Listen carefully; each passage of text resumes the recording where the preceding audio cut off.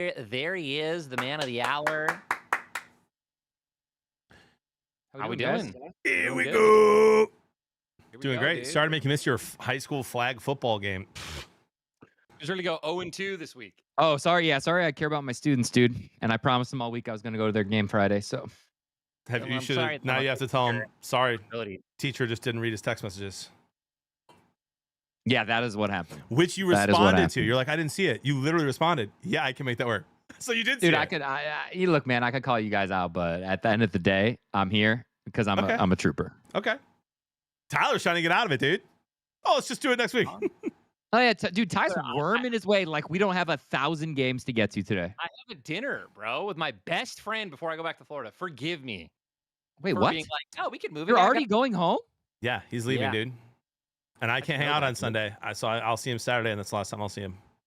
You can come over to my house, Chris, and hang out with me. Yeah, I'm gonna go, visit him in a let me couple just months. And we're Drop gonna a dime to come visit. do a hot tub Just stream. me everyone. You're not doing a hot tub stream. You're not coming over to my house. Jess already You're said I not allowed. could. Jess already said I could. And Jess and Jody are already planning it. I'm in. Hot tub stream, John. Let's go. 5 Next a.m. sports show. Hey, You'll be next sports sleeping. show, hot tub sports show. That's right. Articles of clothing to be in our house. Tyler, I will have articles of clothing on in your house, but in the hot tub, You're skinny not getting dipping. in my- We're skinny dipping. Hot tub. I'm gonna poison it.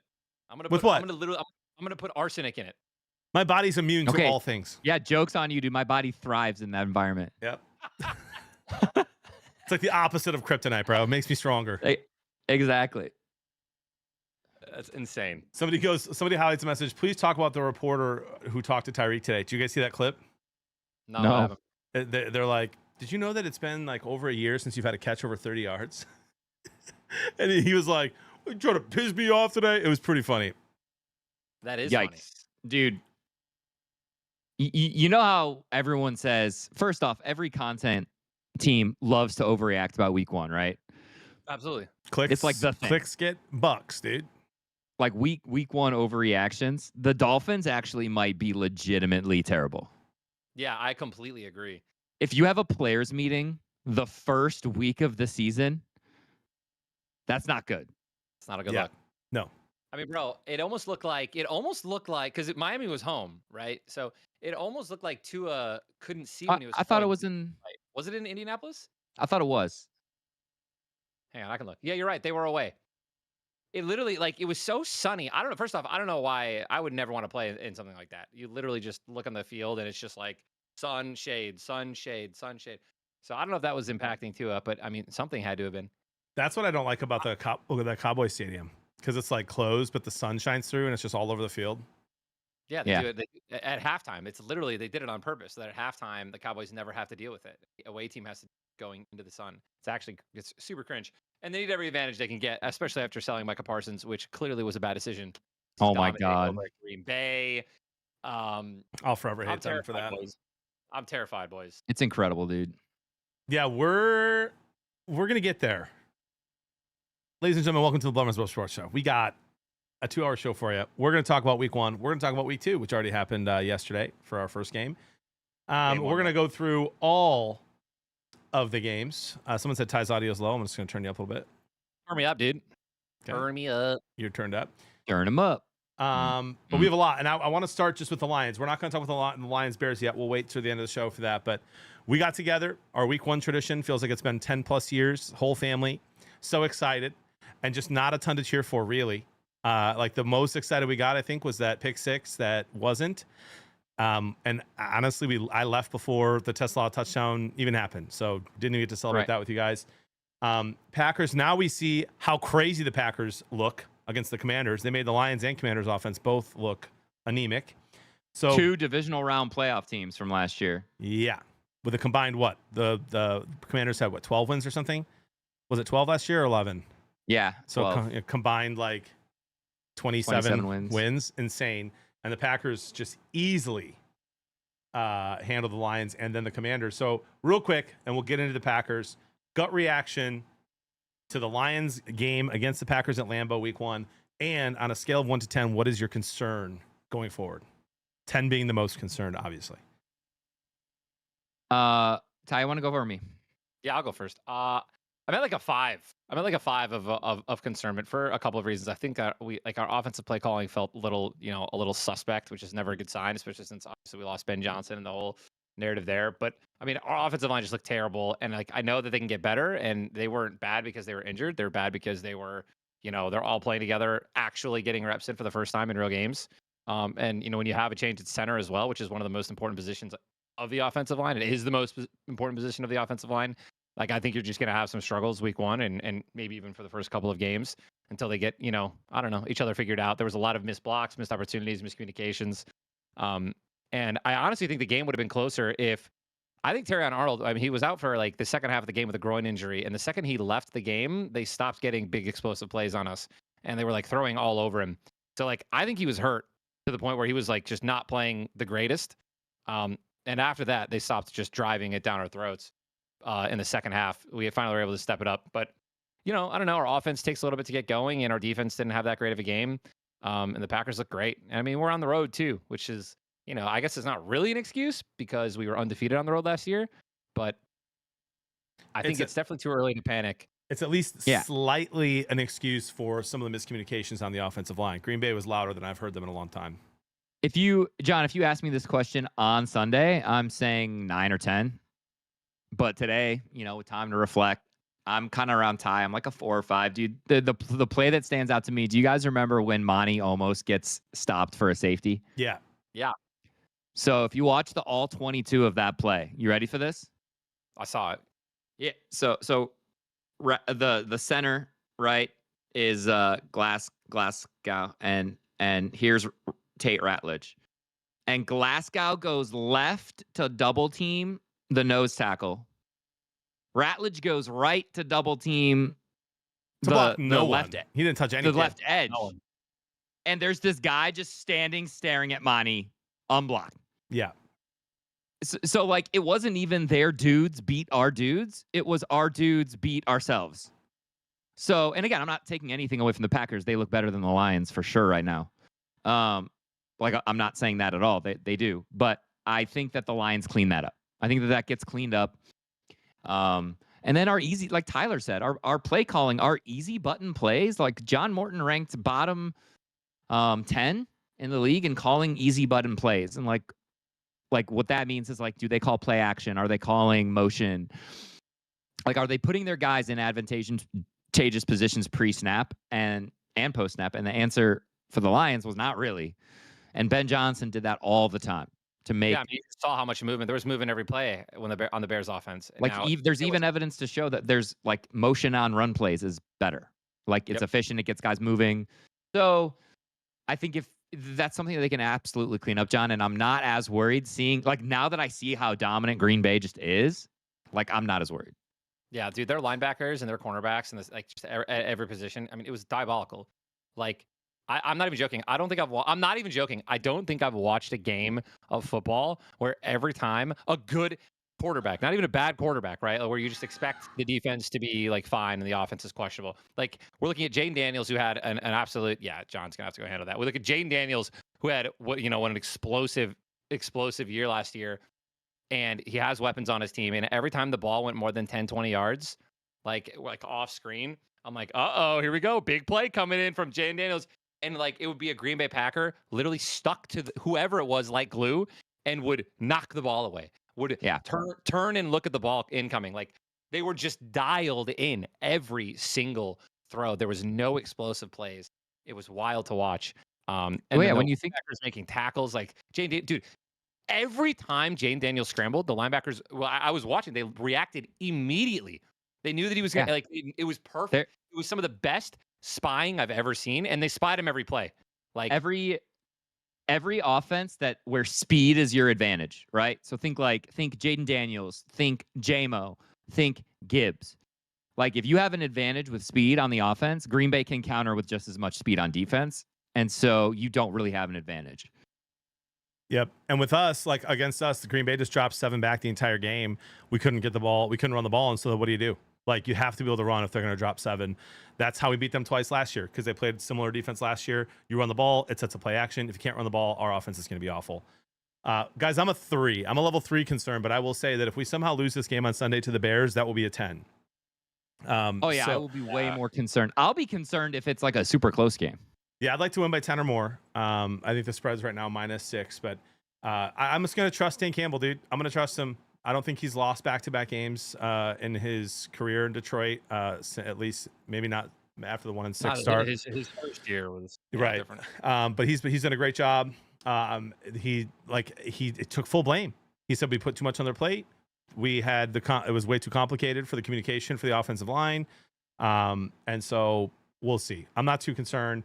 Big favorites at home. It's going to be crazy. And now we get to see Caleb Williams in week 2 away if they just go with a loud crowd the entire game. We put too much on him. If they just go, you got him, I get him. Like, I'll be happy. Yeah. Mm-hmm. Yep. 100%. So anyway, not super concerned. Let's see what happens this weekend. Unfortunately, I'll be surrounded by Packer fans during that game, watching it on my phone. So please don't disappoint me, right? I just don't want to be in a crabby mood. Guys, how'd you do on your week 1 picks? 13-3, baby. Wow. I think I went even. I went bold. Ty went even? I think I went dead even. 50%. I have to check. I went 12-5. Oh, hold on now. Hang on. Oh, there were 16 games. Must have not picked a game. I had the Eagles. You picked one too many. I lost the Dolphins one. I had the Steelers. 16 out of 16 picks made. Cardinals. I had the Commanders. I had the Buccaneers. I had the Vikings. I had the Ravens. I had the Texans lost. The Lions because of last lost, night's game.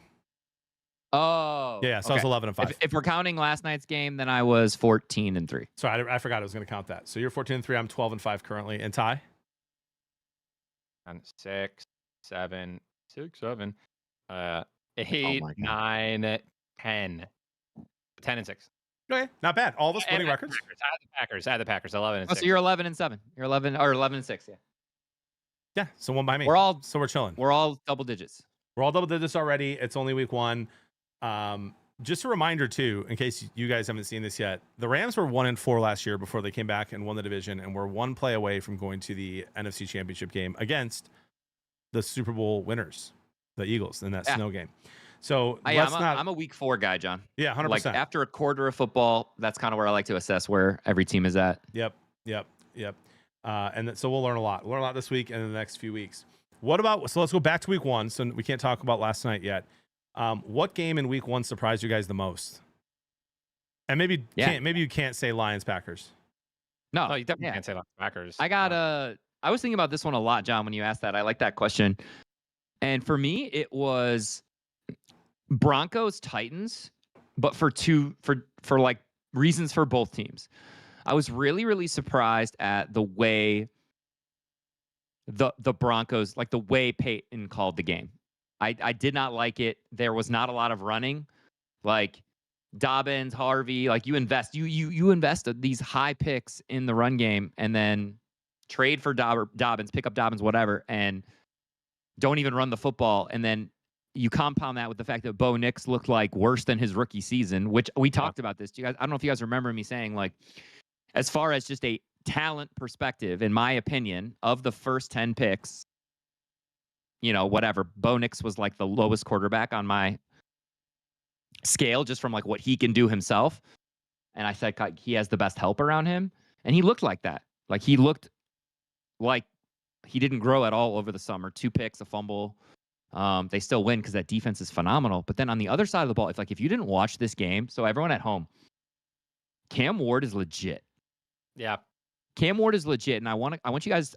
There's this play that they had deep in his own end zone. He was like 10 yards in his own end zone, and he rips this ball across his body like 22 yards to Calvin Ridley just on a dime. Yep. And Ridley actually caught this one. They pick up the first down. This dude can sling the freaking ball, and I know like him and Stroud had really bad stats week 1, but they both did not play bad. Mm-hmm. Right. So I just want to say, like, if you're a Texans fan, if you're a Titans fan, and you're just like, man, is this my quarterback? And like all you're looking at is the box score. Like I'm really excited to watch Cam Ward. He needs more help. Like his receivers got to catch the ball. 100%. Ty, what game surprised you the most week 1, dude? I gotta go. I could probably find like a sleeper one, but I'll go with an obvious one that I think will get more attention. Is the Ravens Bills, dude? Oh my gosh. I was on the Ravens. And they were up 15, 4.5 minutes left. I turned off the game, went downstairs and played some League of Legends with some friends. And I look over, I'm like, let me pull the game up in like the middle of the queue, kind of like pull the game up. And then I turn back around, or picking champs. I turn back around, and the Bills have the ball down two, driving in the red zone already. Like, Yeah, in and it's like, like what in happened? what happened? And dude, the Ravens are notorious for this, and I think it's time we've talked about this in the preseason. We talked about this before. Harbaugh might not be it, dude. He might not be a good coach because he loses these games. He loses the most unlosable games I've ever seen for the talent that they have. And then what sickens me is it's 4th and 2. You have arguably one of the greatest quarterbacks in the league. You have the runner-up of MVP at your helm. 4th and 2. You're on like the 50-yard line. So you're not in complete dangerous territory, but You're in Buffalo. you're in Buffalo. What are you doing? You're going to punt the ball because you've been stopping Josh Allen all night, right? Like you've been doing incredible against the Bills all night. You could stop them here with 3 minutes left while your defense is gassed. Let's punt the ball and give the ball to the MVP with over 3 minutes left. Surely they can't get in the red zone and kick a field goal to win the game. I'm sorry. Lamar needs to have the ball there on 4th and 2. That was also a terrible decision to punt. Correct me if I'm wrong, but I'm pretty sure there was wanna say 3 the straight chat, runs like, too, right? Yeah, the Yeah. chat is saying Harbaugh didn't fumble the ball. Look, absolutely he did not, right? And Henry owns up to that. But Harbaugh, Tyler's right. He did not. He should have gone for it on 4th and 3. Like you have these players, you believe you have a play in your. You don't give the ball back to Josh Allen. Like there are games where you be you be conservative, right? You're winning, and you're just like maybe even Mahomes. Right? The way that offense is right now without Rashee Rice, maybe you're like, dude, I really trust my defense. They're not getting a field goal. But with what Buffalo is doing all day to punt the ball when you can end the game with the ball in your hand, I completely agree with you, Tyler. That is all on Harbaugh. Well, and weren't Josh they? Allen, 33 for 46, 400 yards, 2 touchdowns. Yeah. Let's punt the ball. Well, and I'm pretty sure they ran it 3 straight times before that 4th down. Right? Yeah, very conservative let play him, call. like go for the first. It shouldn't have even been 4th and 3. Like let Lamar. He only threw it like 20 something times. Look at Green Bay against the Commanders last night. There were several. I mean, bro, they were up, I want to say 10, and they went for it on like 1st and 10. They did a play action bomb down the field. Yep, they were trying. The Green Bay multiple times tried to end the game last night. End the game. They tried to end the game so many different times, and I absolutely love that. I think that again, like when you're playing against a team that has the ability to come back, they have the offense, they have the athlete right at the helm. You have to win those games. You have to go out and win those games, not let the other team lose, right? Yep. And I think that the Ravens are just notorious for this, man. Again, they lost to some of the worst teams in football last year as well. This isn't the first time I mean, let's not forget 2 years ago when they were in the playoffs. I think they got first rounded. And I think Lamar Jackson. Well, what do they have? They had Derrick Henry, and I think he ran the ball. Or Lamar Jackson had like 40 throws or something like that. You don't win with Lamar Jackson having 40 throws. Like this dude needs to scramble. You need to be running. Like they had some of the greatest. I think they had one of the best like wombo combo running backs that were doing incredibly well all season. And the entire scheme of the game was just to throw the ball. And like that's just not how Lamar is, right? He can do that, but that's not what he should be doing. I don't know. It seems like they just crumble. The best part is the Ravens still have like the best roster in the NFL. Like the amount of explosive plays they had in that game was funny. I think I told you guys this. I think they had 4 touchdown drives under 5 plays. Yeah, that's insane. Like 4 touchdown drives took 5 or less plays. And like they're amazing. It's like, don't get me wrong, the Ravens are going to be fine. Okay. Of course. But I want to say this, and because the 3 of us talked about Buffalo's schedule before the season. With Buffalo winning this game, and I know injuries happen, right? So I'm not going to be like insanely hyperbolic, but like to me, lock Buffalo in as the number 1 seed in the AFC. Right. Like, okay, they could stumble, they could lose games they shouldn't lose, but their schedule is so easy. Like the Ravens were the hardest game on their schedule. Yeah. And they won it. So like, to me, it's Buffalo's division to lose now. I like in my head, Buffalo is the 1 seed in the AFC. The playoffs are going through Buffalo right now. Yeah. Give me some snow games in the playoffs, baby. Right. So I would say I was gonna say the Colts Dolphins, but like Chris and I went to the training camp joint practice with the Lions and the Dolphins, and I'm not surprised. Like I predicted, I think in the preseason that Mike McDaniel would be the first one to be fired. They already had a players only meeting, so I think the Dolphins are kind of in shambles. But I will say what did surprise me about that game is just Daniel Jones playing great. Just a note. But playing great against No, I know, but hear me out. A note, Right, like we don't know. if you're a Vikings fan and you watch JJ McCarthy kind of grow up in front of your eyes each quarter against the Bears after they were kind of getting smacked around, Kevin O'Connell looked at Sam Darnold, knew what he had, said, I want JJ. They got Daniel Jones last year. He looked at Daniel Jones in practices and said, I'm going to go with JJ. And look at Daniel now. And Daniel's post-game comments, I don't know if you guys saw it, he was affirming the heck out of O'Connell. He's like, the way he coaches quarterbacks and the way that the Vikings are coaching their offense, he's like, is nothing like I've been around. So Daniel Jones, interesting, but I'm not going to pick that game. I'm going to say Jets Steelers, which I think was the best game on Sunday at noon. Oh, that is such a good game to pick. And the thing that surprised me was really just both quarterbacks. Like, obviously, I've been saying Aaron Rodgers can still sling it. He's not the old Aaron Rodgers, but he can still sling it. He proved that against a pretty darn good Jets defense, at least we think, but he made it look kind of easy. And then Justin Fields, I've watched him play 20-plus games in his career, and he's always been a freak athletically, and he's always been able to hit. Like, he's had a big arm, but he never keeps his eyes downfield. And all game long, he's scrambling around. His eyes are downfield. He's making throws instead of just running it. He looked amazing. He looked really, really good. So, and again, that's a good Steelers defense. So both quarterbacks looking good that a lot of people didn't think would against good defenses. That game surprised me a lot. I'm excited to watch both of those teams, the Steelers and the Jets, here next week to see how Rodgers and Fields do. Dude, to add on to that, John, the thing that surprised me the most of that game was that Rodgers played within Arthur Smith's offense. Yeah. Like, it wasn't the Aaron Rodgers show. It was the Pittsburgh offense show, and here's Aaron Rodgers operating within it. Like, he's actually accepting coaching, which was crazy to me. Yep, 100%. Ty, did you put the command in your chat, by the way, for the YouTube? Yeah, that's it. I don't know what it is for yours, but guys, if you type in ! Sports Show, you can go watch the Blood Bros Sports Show on our official YouTube page that Chris is live streaming from, in my chat at least. But yeah, just a crazy week one. So we just chatted Bills Ravens. I want to add one thing about that before we go to Vikings Bears. For me, guys, like who are the defenses for the Ravens and the Bills? 51 and 49 points. Yes, it's the two most explosive offenses in the league. Yes, it's probably the two best quarterbacks in the league. But is there any cause for concern for their defenses going forward? Gets a lot of points. Buffalo, yes. Stopping the run mostly. Yeah, I'm not as worried about the Ravens in the long term with the talent that they have on that side of the ball. They also had didn't their best safety get out for a while? I think so. Not Gonzalez. That's the Patriots. They had that baller they just paid at safety. But yeah, I'm not worried about the Ravens. I'm definitely more worried about this Bills defense. Washington. I think we're going to learn a lot more about the Bills defense on Sunday when they play the Jets. Yep. So I'm really excited for that. Speaking of, there's a lot of cappers like to say that Vegas overreacts week one, and so that like if Fields didn't look the way he did against the Steelers, that the Bills would probably be 10 or 14 point favorites instead of 6 or 7 like it is now. And so a lot of guys are like, hammer the Bills -6, -7 against the Jets because there's just no way that they're going to keep it close. We'll see. Yeah, I'm dude. Yeah, the way that run game looked and the way Henry was running all over him, I feel like the Jets can surprise some people against this Bills defense. I think Allen and company are still going to get theirs, but I think the Jets will surprise some people this weekend. Yep. Let's chat the last week's Monday Night Football game earlier this week.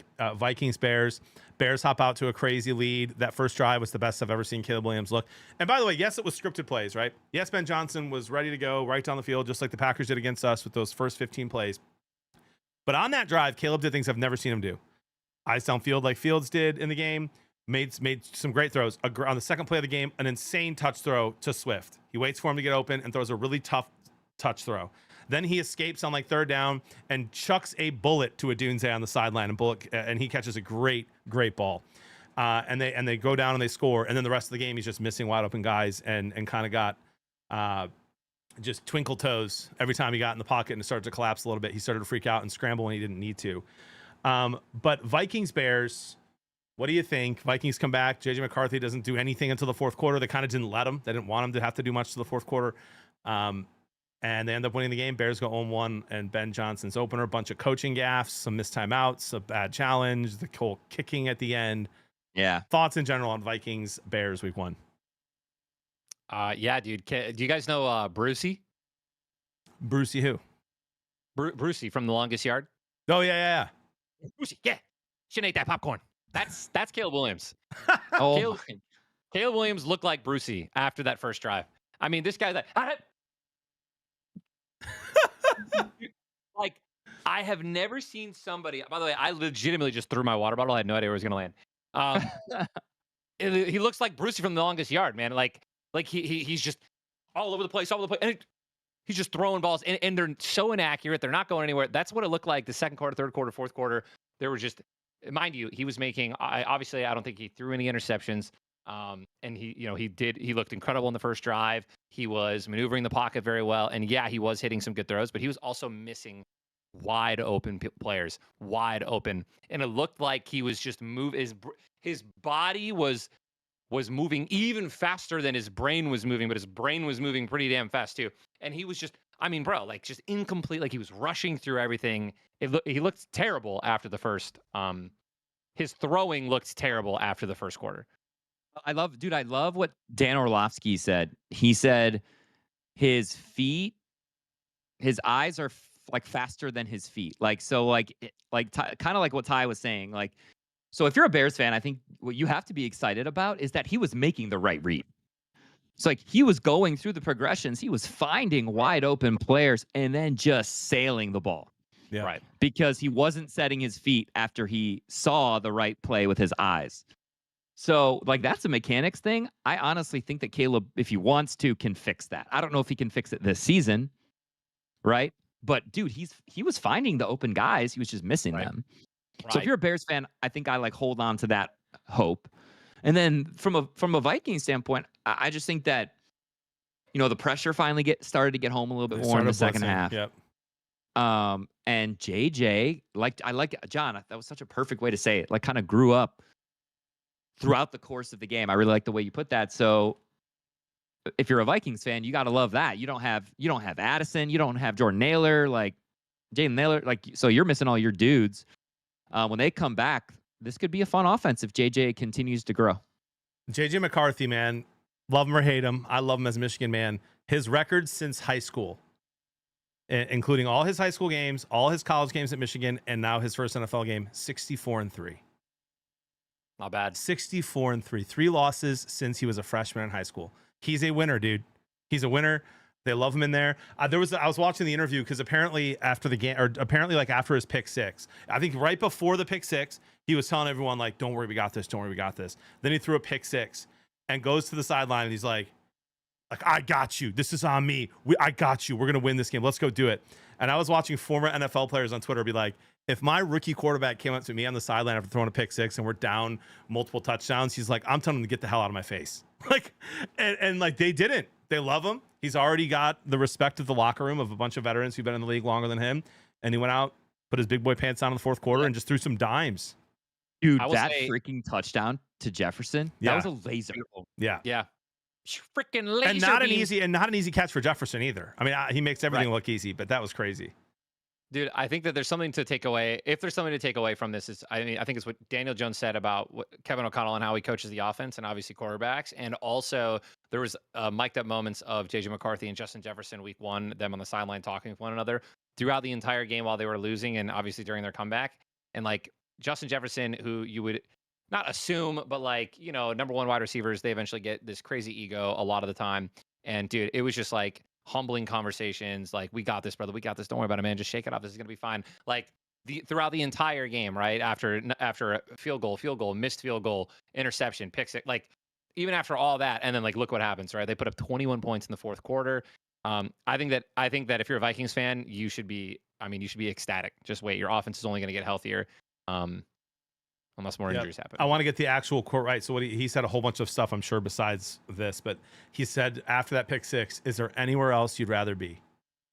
To his O-liner said, like, yeah, with the Bears right now with the lead. Like absolute insane confidence. I love it. All right, we already kind of broke down Jets Steelers. I'm just going to ask you guys a question. Do you think Aaron Rodgers and Justin Fields go on to have good seasons at QB this year? So this is a question I wanted to ask Adam, but he obviously wasn't feeling well. He'll be on the show hopefully soon over from FTN Network. Yeah. I think that Fields, I think it's sustainable. Am I insane? No, I don't think you're insane. I think that Justin Fields is sustainable. I'm a little bit more worried in Pittsburgh, just because I know that they struggle to run the ball, right? And I do think running is more sticky than passing. So, like, the fact that I trust the Jets running game so much more, like, didn't it kind of look like Pittsburgh run game was kind of in shambles? It did. It also kind of looked like Breece Hall was a top 5 fantasy pick from last year. It did. Yeah. So I'm just, because I think running is more sticky, I kind of think like Justin Fields and the Jets can kind of do their thing, man. I think it's going to be a little bit more easy for them to continue to operate at this level. It's going to be hard for Aaron Rodgers to sustain that whole offense. Yeah. So Warren, Caleb Johnson, someone's going to have to start running the ball. I completely agree, Chris. And I think that I was watching that game a lot for the noon games. It was one of the games that I had on more than all the others. And I got to say, man, Aaron Rodgers, yes, I mean, his stats went 22 for 30, 4 touchdowns, no interceptions. However, he doesn't move like he used to. He doesn't move like he used to. And he got sacked 4 times. And a lot of those sacks were like completely just breezed through the offensive line and got right to him. And even when there was a lot of pressure, like he just can't escape as good as he used to. So I think if he goes up against some defenses that can, some defensive lines that can get pressure with 4, let alone obviously, dial up some interesting blitzes, I think Aaron Rodgers can have a problem.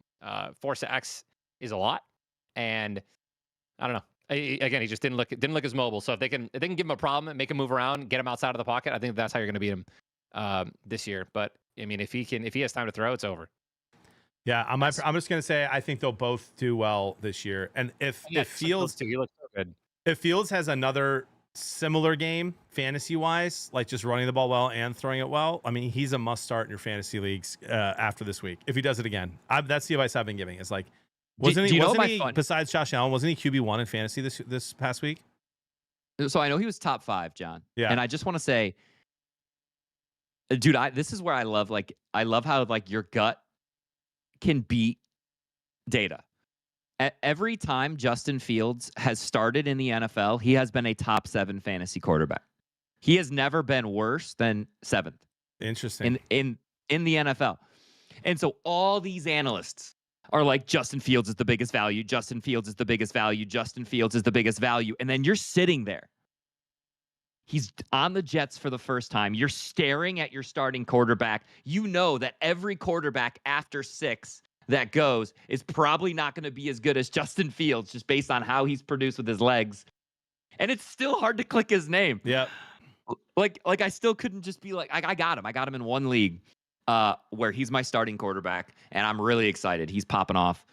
But it's hard to do, man. It's hard to look at a quarterback like that and trust it. But when you can run like that, like, I don't even know if this passing thing with Garrett Wilson, that connection is going to continue. But if you can run it like that, man, you're always going to score as a quarterback. 100%. And if he's still available in your league, go pick him up.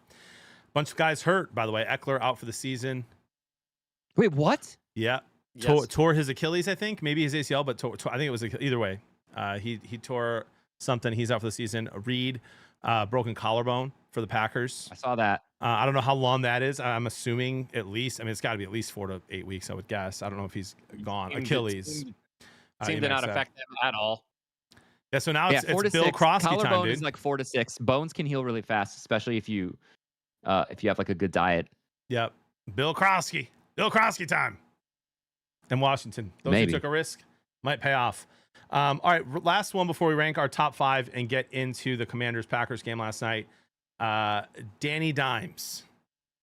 Will he continue? I was super high on the Colts in our show when we previewed the AFC South a couple weeks ago. Then I went through their schedule, which everyone says looks easy, but to me it was just hard to find a lot of wins. And I did pick them to beat the Dolphins, so that was one of the wins I gave them. Danny Dimes comes out, does something no QB in history has ever done. And do you guys think that he can keep it up and that the Colts can be competitive throughout this year? Big game against Denver this weekend. Yeah, no, I'm all over Denver this weekend. Yeah, actually, you know what? If I can see it, John, yeah, I love that. If I see it against Denver, that defense, for sure. I'm in. I'm in. For sure. I think this is a game that I can honestly look at and just be like, okay, the Colts have never proven themselves in the last couple of years, and the Broncos have. Like, they had a great season last season. They were able to still pull that win out and close it out against the Tennessee Titans. And it's like, I look at Danny Dimes. He performed against the Dolphins. Not to mention they put up that many points because he, Tua threw like 3 interceptions and fumbled the ball 5 times. So, and they still only put up 33 points. So, yeah, I mean, if the Steelers can put up 34 against the Jets defense and the Colts only put up 33 against the Dolphins with all those turnovers, give me the Broncos by a million. By a million. I mean, I think that the game will be much different. I think that we're going to see the Broncos. Obviously, they got a little wobbly. They were able to escape with the win week 1. This is the I'm building this up in my head, right? I can see the Colts heavily regressing. They dominated one of the worst teams in football, and yeah, and they won and they put up 33 points, right? So yep. Let's see. For me, it's this week. This week's like a huge test. If the Colts can keep it close or somehow win, I mean, with that division, Texans putting up 9 points. The Jags, I think it's a big game for them this week too against Cincinnati, just to kind of a barometer of where they match Burrow, who obviously didn't do much in the second half against the good Browns defense. But if they can keep it close, I'm a believer in Danny Dimes leading this Colts team to compete for the division for the rest of the season. Dude, isn't it kind of wild that the Browns, the ball bouncing off the Browns receiver's hands twice and leading to 2 interceptions in a row? So like 2 bounced interceptions in a row is the only reason the Bengals didn't beat the Browns. Well, and what, a 30-yard field goal? Yeah, and correct. An extra point. Yeah, man, the Browns. Yeah, Chris, I got question marks all over the Bengals. I don't even like them this week against the Jaguars. Right? Like, well, that's okay. So what can they do against a little bit worse of a defense? Like if they don't show up, I'm panicking on the Bengals. No, for sure. I completely agree. Like the Jaguars put up, what did they put up? Like 26 against the Panthers. And that was also a weird game because there was weather delay, right? So they might have gotten out of the flow. But yeah, I don't know, man. I think like you look at the Bengals defense, it's not very great. The Jaguars can win that game, right? Like that's a question mark. They absolutely can. Okay. Yeah, so I'm not really going to be taking the Bengals anywhere. If anything, I'll probably take the Jaguars points, but we'll see. By the way, Kanye in our chat says if the Colts win, start their defense till their bye week. Very weak schedule. Yeah, I like it. I'm 3-0 by the way in all my leagues, so 1-0 in all of my leagues. And nice. I had the Commanders defense last week, and I just forgot to make the swap to a different defense this week, so they got me 2 points. I'm going to ride the Seahawks defense till they disappoint me. Ty, thank you for bringing up fantasy football. I actually didn't have it on the outline. I, too, am 3-0. Chris, what's your record in your leagues that I'm in with you, all 3 of them? 1-2. Oh, yikes. A lot of season left. Yeah, best team in the league in one, and then I just got super unlucky in the other. Josh Allen went off for 50 points. Otherwise, I easily beat you. So yeah, I had John, I'm not worried, bro. Josh Nico Allen, Collins baby. had 5. He's taking Nico me to the Collins ship. had 5 points. He's Like, that's not taking going me to to the happen ship. again. Dude, I had a league in my Halo league. I won by 0.04 points. I beat Clutch, who had Derrick Henry, but I had Josh Allen. I beat him by 0.04, and he was talking shit to me in the draft in DMs. Dude, I love it. Saying I would be better auto drafting. I beat Chris week 1. I play Ty week 2. Let's go, baby. Next week's sports show could be fun. Yeah, I'm feeling good. I like all my teams. Okay, let's do it. We do this every single week throughout the year. This is a flowing top 5. It's not our prediction of who we think ends up finishing where. It's just right now, how are we power ranking our top 5 teams? We are a little bit different though than our good friend Kurt Benkert. Right? Kurt will look at 1 week and power rank his quarterbacks, and he doesn't care. He'll put Danny Dimes in his top 5 because of that one performance against the Dolphins. We're not that right. This is like legitimate who we think is our overall team right now, top 5 after week 1. Who wants to go first? Dude, I got a sneaky one at 5, so I kind of want to start. Rip it. Oh my gosh, Chris is going to agree with me. Imagine. I got Chargers at 5. Yeah, dude, same. Like, and again, you guys might be like, oh, Chiefs get Rasheed Rice back. They're going to be fine. For sure, right? I am a little bit overreacting on this one.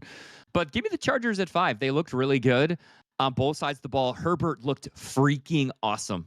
Yeah, it was right? a great And game. if he's going to have that connection with like if you're going to tell me he has that connection with Quentin Johnston, Keenan Allen, and Lab McConkey, and Omarion Hampton didn't even have a great game yet, I'm kind of excited for where the Chargers can go. What did I say about Keenan Allen?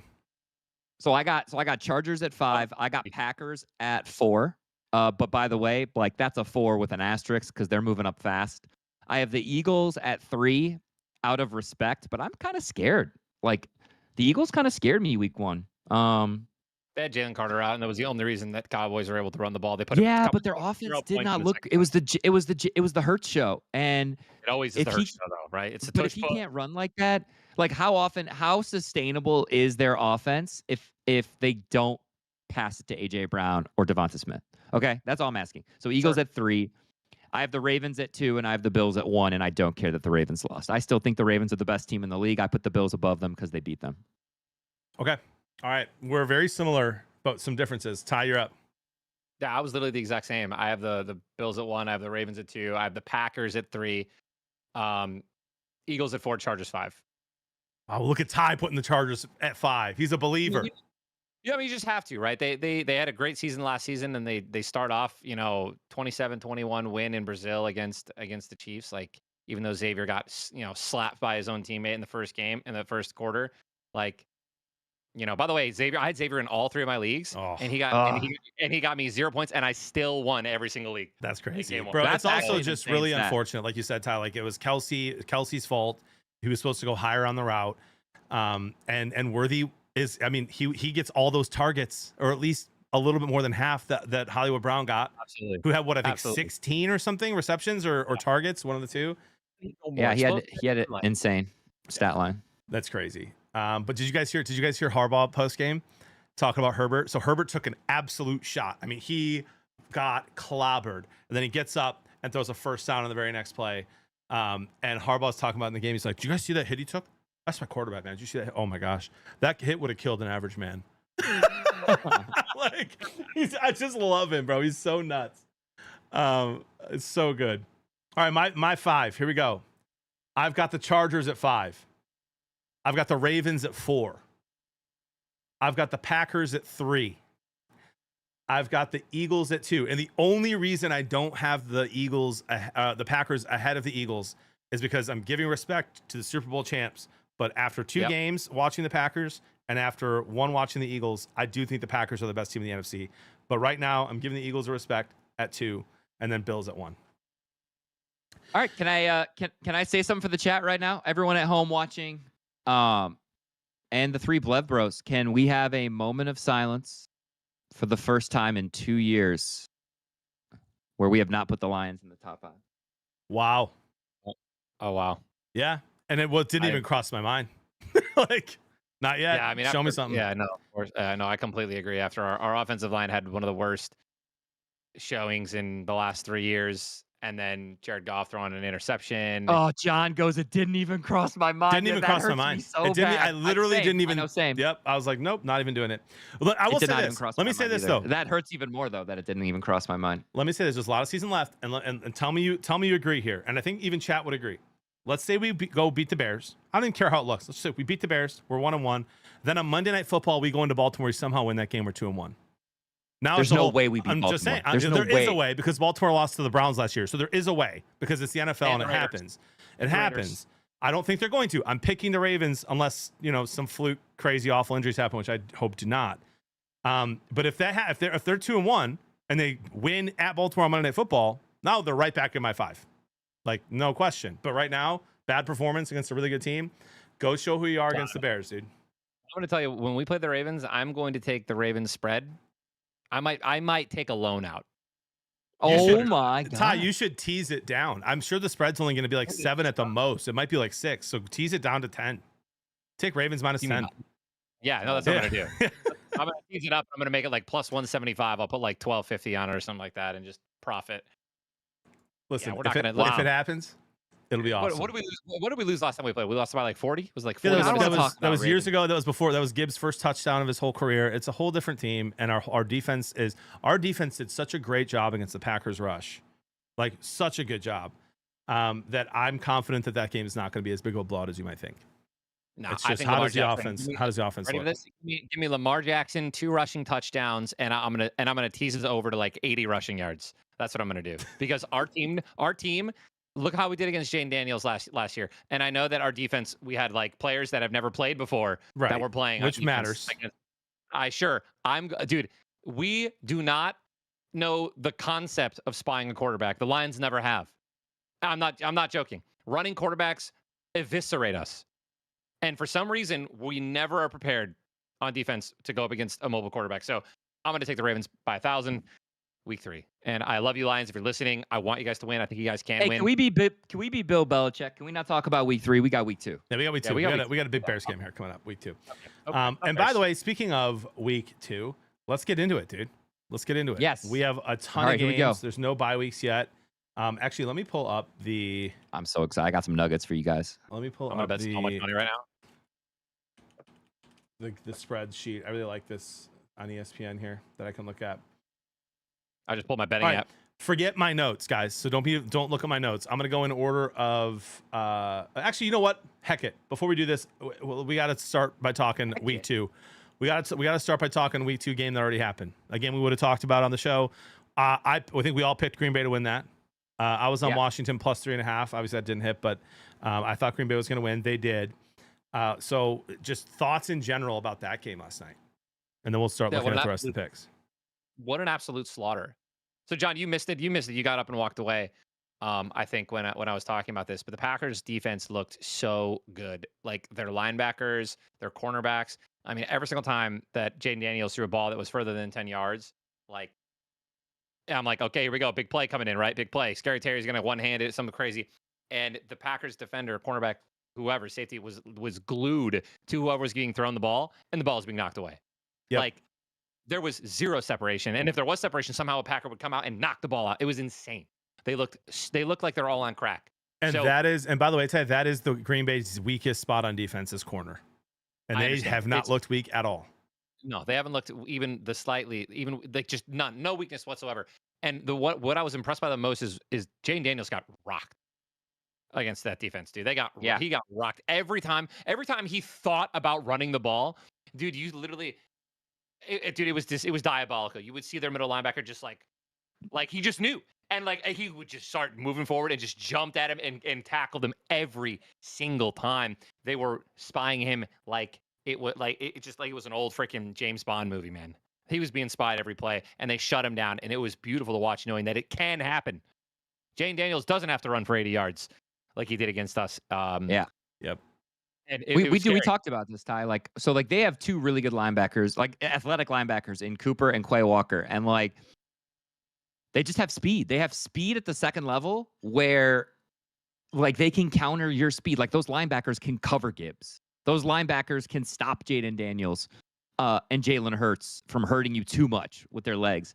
So you have to beat them in other ways, and they couldn't, just like us, they couldn't get the run game going. But then I want to talk about them offensively. So I read a lot. You guys know I read a ton of data. And so sometimes you read this data, and you just wonder if coaches read this stuff, right? So I follow this guy, Taj. He's awesome. He's one of the data guys I follow on Twitter, and he posts this newsletter every week, and he sends it out. It's the matchups for every team. And the biggest one for Thursday night, the biggest green versus red, was the Packers 12 personnel versus the Commanders defense against 12 personnel. So in my head, what I was telling people was just look for the tight ends this game. Musgrave, the Packers have an advantage in 12 personnel. Look for Kraft and Musgrave to have big games today. And then in my head, I was thinking, I wonder if LaFleur is going to call a lot of 12 personnel to take advantage of this matchup, green matchup that he has. And he does. He just exploits their, Bobby Wagner is one of the freaking Commanders linebackers got freaking torched in coverage all game by Musgrave or Kraft. Pick a tight end. Torched. And Love looked great on those deep balls. Dude, explosives on that offense. dude, they had like 4 explosive runs over 10 yards. They were crushing explosive passes. They didn't even need, like Tyler said, Reed to have a good explosive pass game. It was like they didn't skip a beat. He got injured. Could have fooled me. And against us, week 1, they had like, I think before the end of the first half, I think they had 8 different receivers had catches before the end of the first half. Like And they were Jordan Love ran the ball. Yep. And Jordan Love only threw it When he 5 needs- times against us in the second half. So just give me all the Packers right now. Just from like a talent standpoint, they're playing really good football. They're coached well. It's exciting, man. If you're a Packers fan, it's exciting. And I'm just gonna say it, and we can stop just because it pisses me off. Micah Parsons is like, maybe it's just because he was on the Cowboys, and so you just never really knew. Like, I knew he was a dude. Like, the dude, he like beat the most double teams in the NFL last year. Holy man. Like, every time he gets on the field, you can tell. Every time he gets on the field, he's like, I'm gonna touch the quarterback. Oh yeah. Yep. I mean, the amount of times like he's just constantly like this because his head's being pulled back and he's like he's already beaten the guy and he's trying to get to the quarterback and he's being held. Like, yeah, I'll say this about the great. Packers, bro. So they, look at the first game against the Lions. Lions had multiple possessions in the red zone, didn't convert. Obviously, huge kudos to Packers defense for that. Lions lost the field position battle. One of the plays, that false start, that was really offsides. We should have finally pinned them deep, and we couldn't. And they scored 2 plays later, I think. But the Lions had a chance. If that pick 6 isn't overturned, all of a sudden they got dominated all game, but like still had a chance last night. If the Commanders would have scored with 5 minutes left when they were driving, now all of a sudden it's a 1-score game again. Like, they had a chance. I'll say this then about the Packers: they're not even close to as good as I think they can be.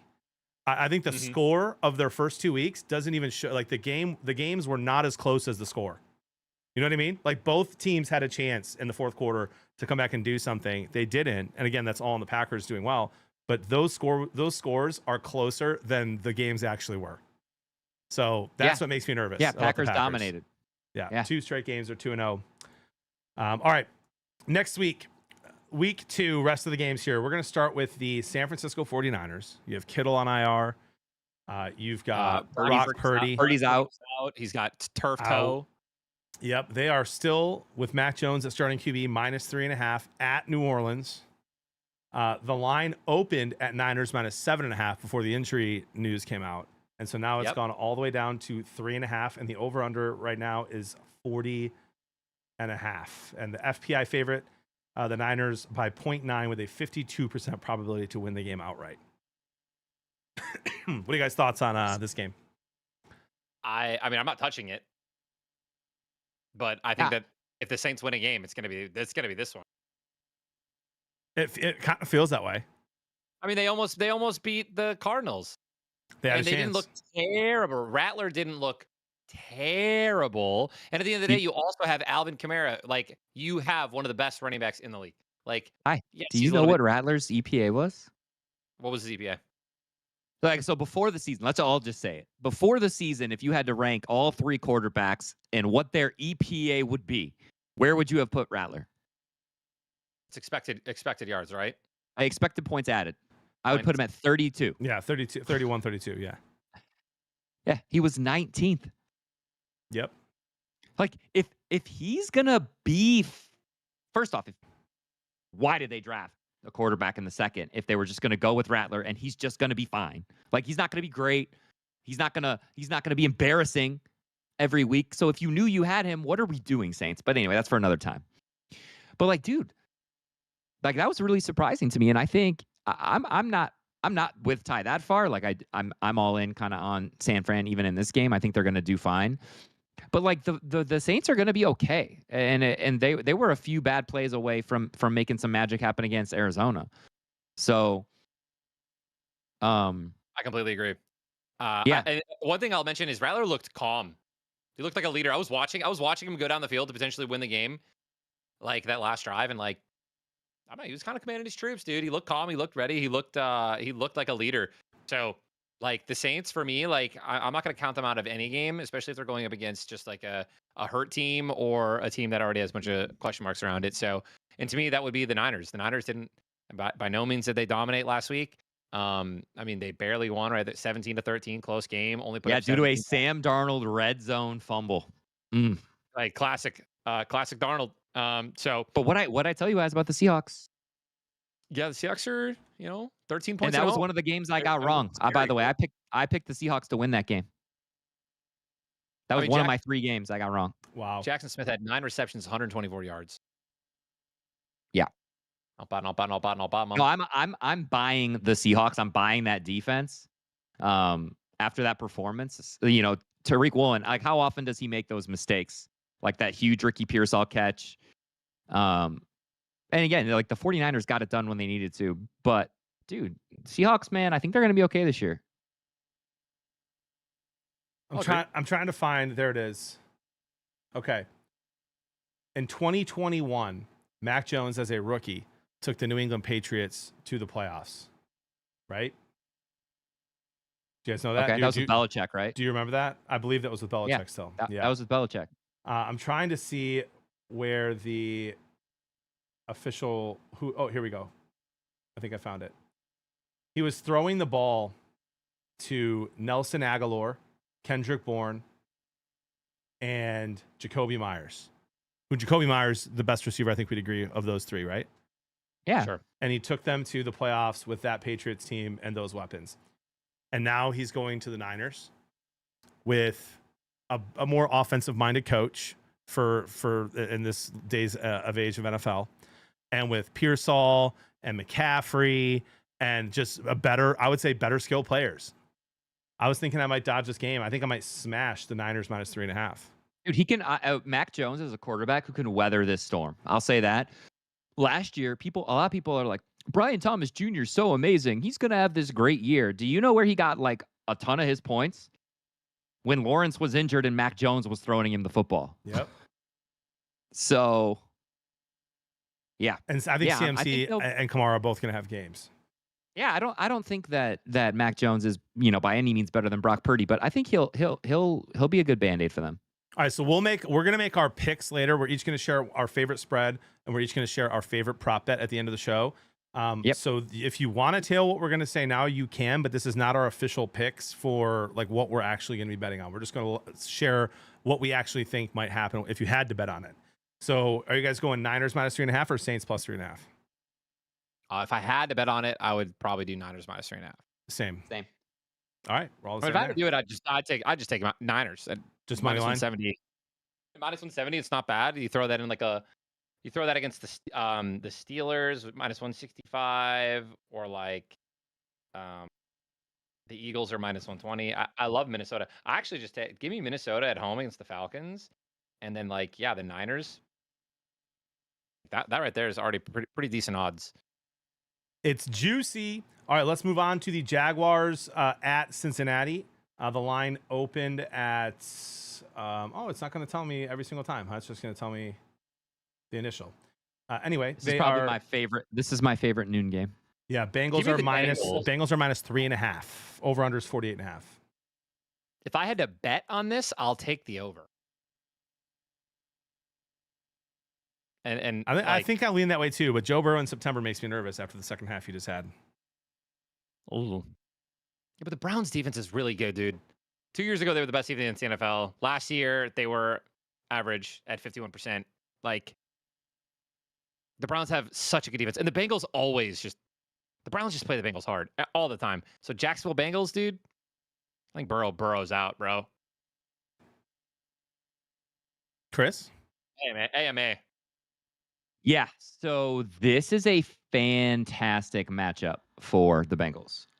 Where like their lines, like the defensive line for the Jags is kind of one of their strengths, and the offensive line is obviously getting better for the Bengals.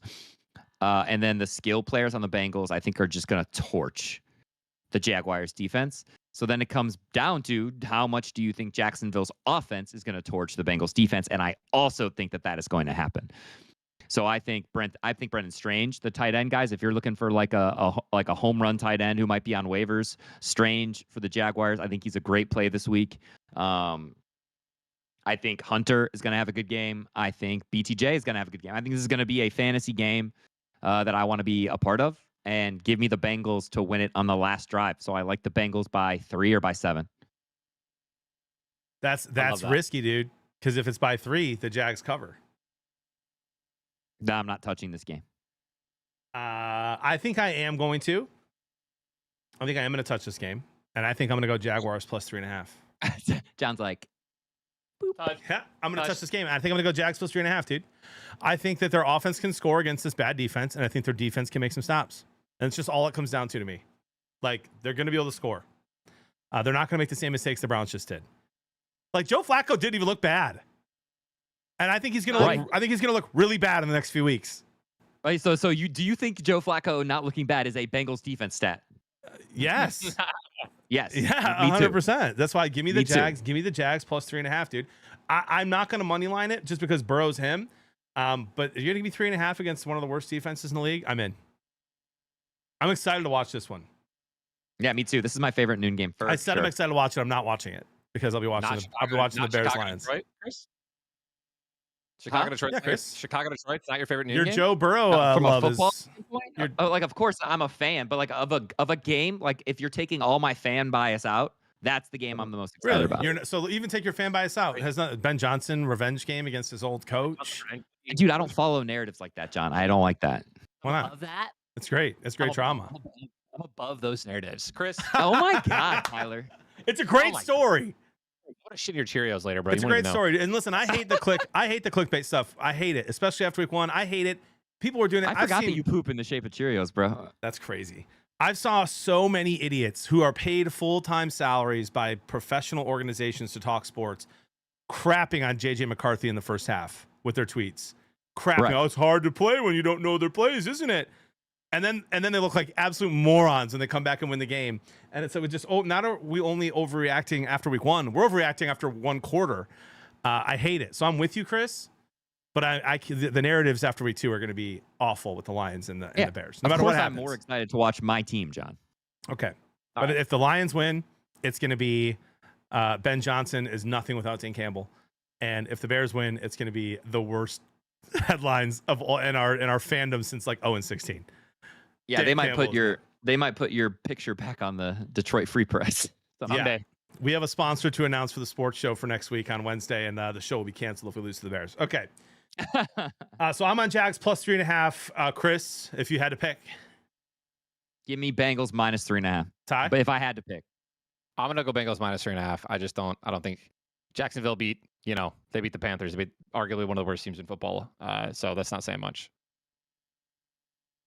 Okay. You could also say the Bengals barely beat one of the worst teams in football. No, but the Which Bengals is also not saying much. No, that's not true though. But the Browns defense is one of the best. The Browns defense is one of the best defenses in the league, and it's completely underrated. And last year, the Browns offense was one of the worst offenses of all time. We talked about this, and that's why their defense was so poor, just because they were always on the field. So yeah, again, Panthers defense is 100% worse than the Browns defense by a million. Okay. So Yeah, for sure. All right, let's go. We got Bills minus 6.5 at the Jets. Over under is 47.5. Listen, dude, I can see this game being. This is a game like give me the over. Give me the over. I think that I'll take the over. I think Buffalo can put up a lot here, and I think the Jets can put up a lot here, right? Especially since the Jets are running the ball really well, and Buffalo has trouble with that. So I think Breece Hall can have a great game here. Justin Fields. I think I like this. Give me a Justin Fields anytime, Josh Allen anytime, right? And then I think and then pair that with the over. So anytime, and the over 47. I like the Bills to win, but -6 after the Jets like that close game against the Steelers. And Justin Fields, and they're at home. I don't know, man. With a better going against a worse defense in the Bills defense. Yeah, give me the Jets plus 6.5. And just from a matchup standpoint, I think I always want people to be careful because some fantasy players, they only pay attention to points and they don't really pay attention to how those points were obtained. And so I'll just say this, Brenton Strange, Jaguars got 9 fantasy points. Dalton Kincaid got 15. Dalton Kincaid finished top 4 in half PPR scoring. Okay. Brendan Strange ran a route on almost every single snap that he was in, and Kincaid only played 54% of the snaps. He got a touchdown, which is, again, not sticky. And then you're going up against a Jets defense. It's a red-rated matchup for Kincaid, and they already only have him on the field 54% of the time. So, like, I would rather start Strange over Kincaid, right? Because Strange is going to be on the field more. He's going to have more of a chance in the red zone. So just be careful if you're someone who just looks at fantasy points with Dalton Kincaid in this matchup.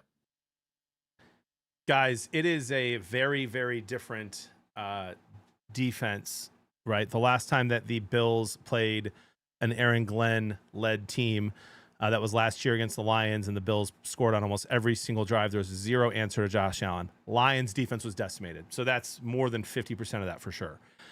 Lions have struggled against running quarterbacks. Aaron Glenn was the defensive coordinator when we struggled against running quarterbacks for the last 3 years. I'm all over Josh Allen. I know the Jets have a better defense than that Lions team that lost to the Bills late last year with their injuries, but I'm all over Josh Allen in this game and the Bills. I think the line probably would have been -10 if the Jets didn't do what they just did against the Steelers. So give me the Bills at -6.5, and I think they win by 10 or more. And then, oh, shoot, Tyler just picked up Strange. He was on the waiver wire? He was. I had to grab him, dude. Tyler doing fantasy while Chris is giving a take is crazy. It was either him or Loveland, dude. Like, and Loveland, he's projected to get 6. Yeah, thank you, Chris. How the heck was Strange on the waiver wire? Good call, Chris. I didn't look because I have Warren, and I'm like, I'm not benching Warren. He got 9 targets. I just grabbed Strange in 2 leagues. Good job, Mitch. Dang, dude. I didn't think he was on the wire. You have notifications on? What's going on, bro? That's crazy. I do. I'm starting Strange in my Yahoo league. Okay, anyway. Sorry, I don't want to get too much into fantasy. Yeah, John, did you guys know? Dude, Tanner Engstrom might be him. Like the Lions tight end coach who is now the Jets offensive coordinator. The Jets offense finished with the highest EPA offense in the NFL last week. Pretty cool. So I'm a little concerned that we let him walk. Yep.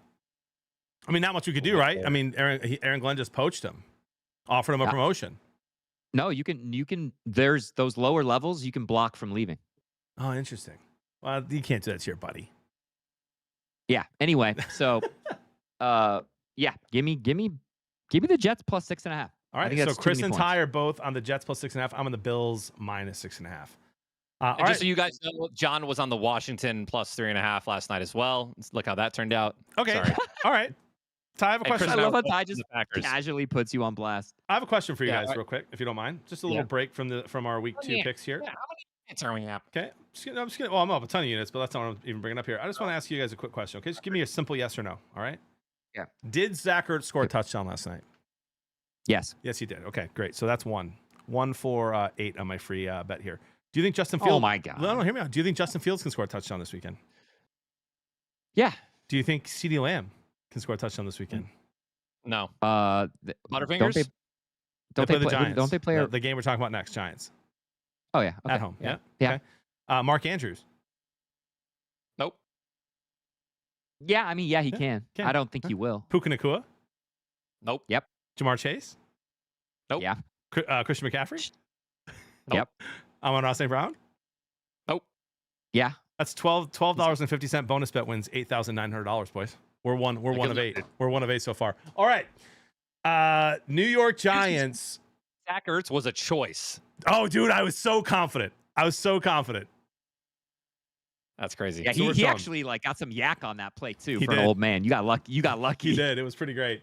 So the Giants and the Cowboys. Cowboys home opener. They are -5.5. By the way, the line opened at the Cowboys -3.5. So it has been. And real quick, let me give some kudos to Ty, who last game Bills Jets said he's all over the over. That is how Vegas is leaning as well. The line opened there at 45.5. Now it's 47.5. So Ty liking the over there. Pretty wise stuff. Yeah, so again, opened up here at Cowboys -3.5. Now it's Cowboys -5.5. The Giants, I mean, what was it? 3 turnovers in the red zone last week in a game that they really could have won if they didn't have that happen. And the Cowboys looked a lot better than I thought they would. I thought they'd cover against the Eagles just because first game. I think Dak and the offense are going to be just fine, and they have a running back. Who knew? All right, Javonte Williams goes off. Listen, we can say we could say they have a running back. We got to see it, right? Yeah, let's see it some more. Sure. Dallas is notoriously known for at the very beginning of the year trying to get the run game going and then immediately going down and having to lean into Dak Prescott throwing 400 yards, right? Like that is a tale as old as time. And I think that it was honestly the perfect story for this narrative of Jalen Carter spits on Dak Prescott, gets kicked out of the game. He's like, you have to double team this guy the entire time. So now they don't have to run against Jalen Carter. And like all of a sudden, Javonte has a great game and gets 2 touchdowns, and Dallas looks like a running team. Like I mean, I'm not saying that like 2 touchdowns in the NFL, no matter what, like that's a lot. That's hard to do. But I need to see it more. Okay. Before I'm like, oh, Dallas is actually good on both sides of the of the ball. Well, now they play a bad Giants team at home. Yeah, we'll see. Yeah. I'm like all Dallas over. here. I'm all over the Cowboys -5.5 here. Yeah, I am. Yeah, no, I would nuke like. When I say all Like over, I I just mean that I'm confident. I don't mean I'm putting a lot on it. Right. Hey. Yeah. Like, okay. I don't like to overreact because it's 1 week, right? Like Washington just did what Washington did to the Giants and then got smacked by the Packers. So like we're starting to learn as these teams play each other, like where the levels are. But I still don't know where this Giants team is, right? Like Malik Neighbors can torch anyone that the Cowboys got. Like, period. He had a 37% target share for the Giants last week. He had 12 targets, I think 7 for 12. Not a good fantasy game for like who you think Malik is, but like you like that kind of volume, right? If a quarterback's looking his way a lot, you know that eventually the points are going to come. Same with CeeDee Lamb. Like, dude was peppered last week. It almost felt like Pickens helps CeeDee Lamb. Some people were worried about CeeDee Lamb because Pickens was there, and it really feels like it opens up the field for CeeDee more. I mean, I'm with you guys. If they can get the run game going and neutralize those pass rushers that the Giants have, right? Yep. But this is one of those games, like it's all about game script, right? Like if the Giants can get a couple like stops and then like they're in a dogfight, here we go. So I like the Cowboys. 5.5 is a lot of points. It's a lot of points, but if it was Jameis Winston or Jackson Dart, I'm probably taking the Giants in the points. But Russell Wilson just looked awful. Okay. Yeah. Right? I mean awful. Yeah, Russell Wilson is right up there with Mitch Trubisky and Daniel Jones last year. How are these guys in the league? Like, there's got to be Russell won a Super Bowl. Yeah, congrats. Yeah, I think Ty means now. Like he was very good in Wisconsin, very good for the Seahawks. Yes, 100%. Guy, we're talking prime Russell. Yes, but now Russell, like last year Russell, and Mitch Trubisky and no, I got you. Kenny Pickett. How are these guys in the league? Like every time they're on the field, it's chaos. Nothing good happens, and yet sometimes they have starting spots. Sometimes these guys are backups. It's insane. Giants' offensive line did not play well. Sure. Here's the thing though, if you're gonna have 3 turnovers in the red zone, then why wouldn't you just put Jameis in? You're gonna still get the 3 turnovers, but at least you might get 2 bombs. You know, like at least you're gonna score a little bit more. I can see it. I don't get it. I think the Cowboys win this game pretty handily, and if they do, I think they're already gonna start having the conversation in New York about Jackson Dart time, and I think they'll put Dart out there. The only reason I think they might not is because of the O-line. And they want to keep him healthy. Their schedule is so brutal. Right. They want to keep him healthy, so then maybe they put Jameis in. But I just don't think Russell's it for the Giants this year. And I legit think they could have won last week if any of those other 2 Qs were in. Sweetly. That's fair. So give me the Cowboys -5.5. Give me a CeeDee Lamb anytime, baby. And I think Pickens lights it up a little bit if he can stay not ejected. Give me Dallas -5.5. I actually think that I might, if I'm going to do I like to do like a little tease parlay where I get better odds. Because I do think teams just have the capability of winning by way more points. Like I'll probably take Bland out. Who's the Cowboys? Their corner. Is he gonna play? Hey, any Cowboys fans, you guys know if Bland is gonna play in this game? Yes, Dallas Cowboys have ruled cornerback Daron Bland out for their Week 2 game against the Giants due to a right foot injury he sustained in practice. So he's out. I'm still going to take Dallas. Give me the Giants +5.5. I'll take Dallas -5.5. Yep, me too. I think Dallas wins the game though. For what it's worth, the spread this morning because my bet this week personally is Bills -6.5, Cowboys -4.5, and Eagles money line. It was Cowboys -4.5. and now it's 5.5. It's moved since this morning. Yeah, give me plus 5.5 of the Giants there. All right, Chris. That's the bet I wanted to make last week is Giants plus money. And if they didn't have 3 turnovers in red zone, I probably would have hit. I'm glad I didn't do it. Let's go. Oh, by the way, did you guys see the picture of Pickens in the first half when he's laying on the ground and he's starting to get up and he reaches his arm to go trip the player on the Eagles? Like, you see it? Like this devilish look in his eye, like, I'm just gonna knock this guy, and he didn't do it. And someone screenshot it and they're like, yo, he thought about it. It's so good. And then he doesn't, gets a boneheaded penalty in the second half anyway. All right, this game intrigues me. Of all the teams that are bad teams facing bad teams, no offense to the Patriots fans, offense to the Dolphins fans, I'm just sorry for you guys. This one's fun. I'm calling this the toilet bowl this week because I don't think this game's going to be entertaining, but I really do want to watch it. I'll keep my eye on it during the Lions-Bears game. Patriots-Dolphins. Dolphins are -1.5. Patriots money line plus 110.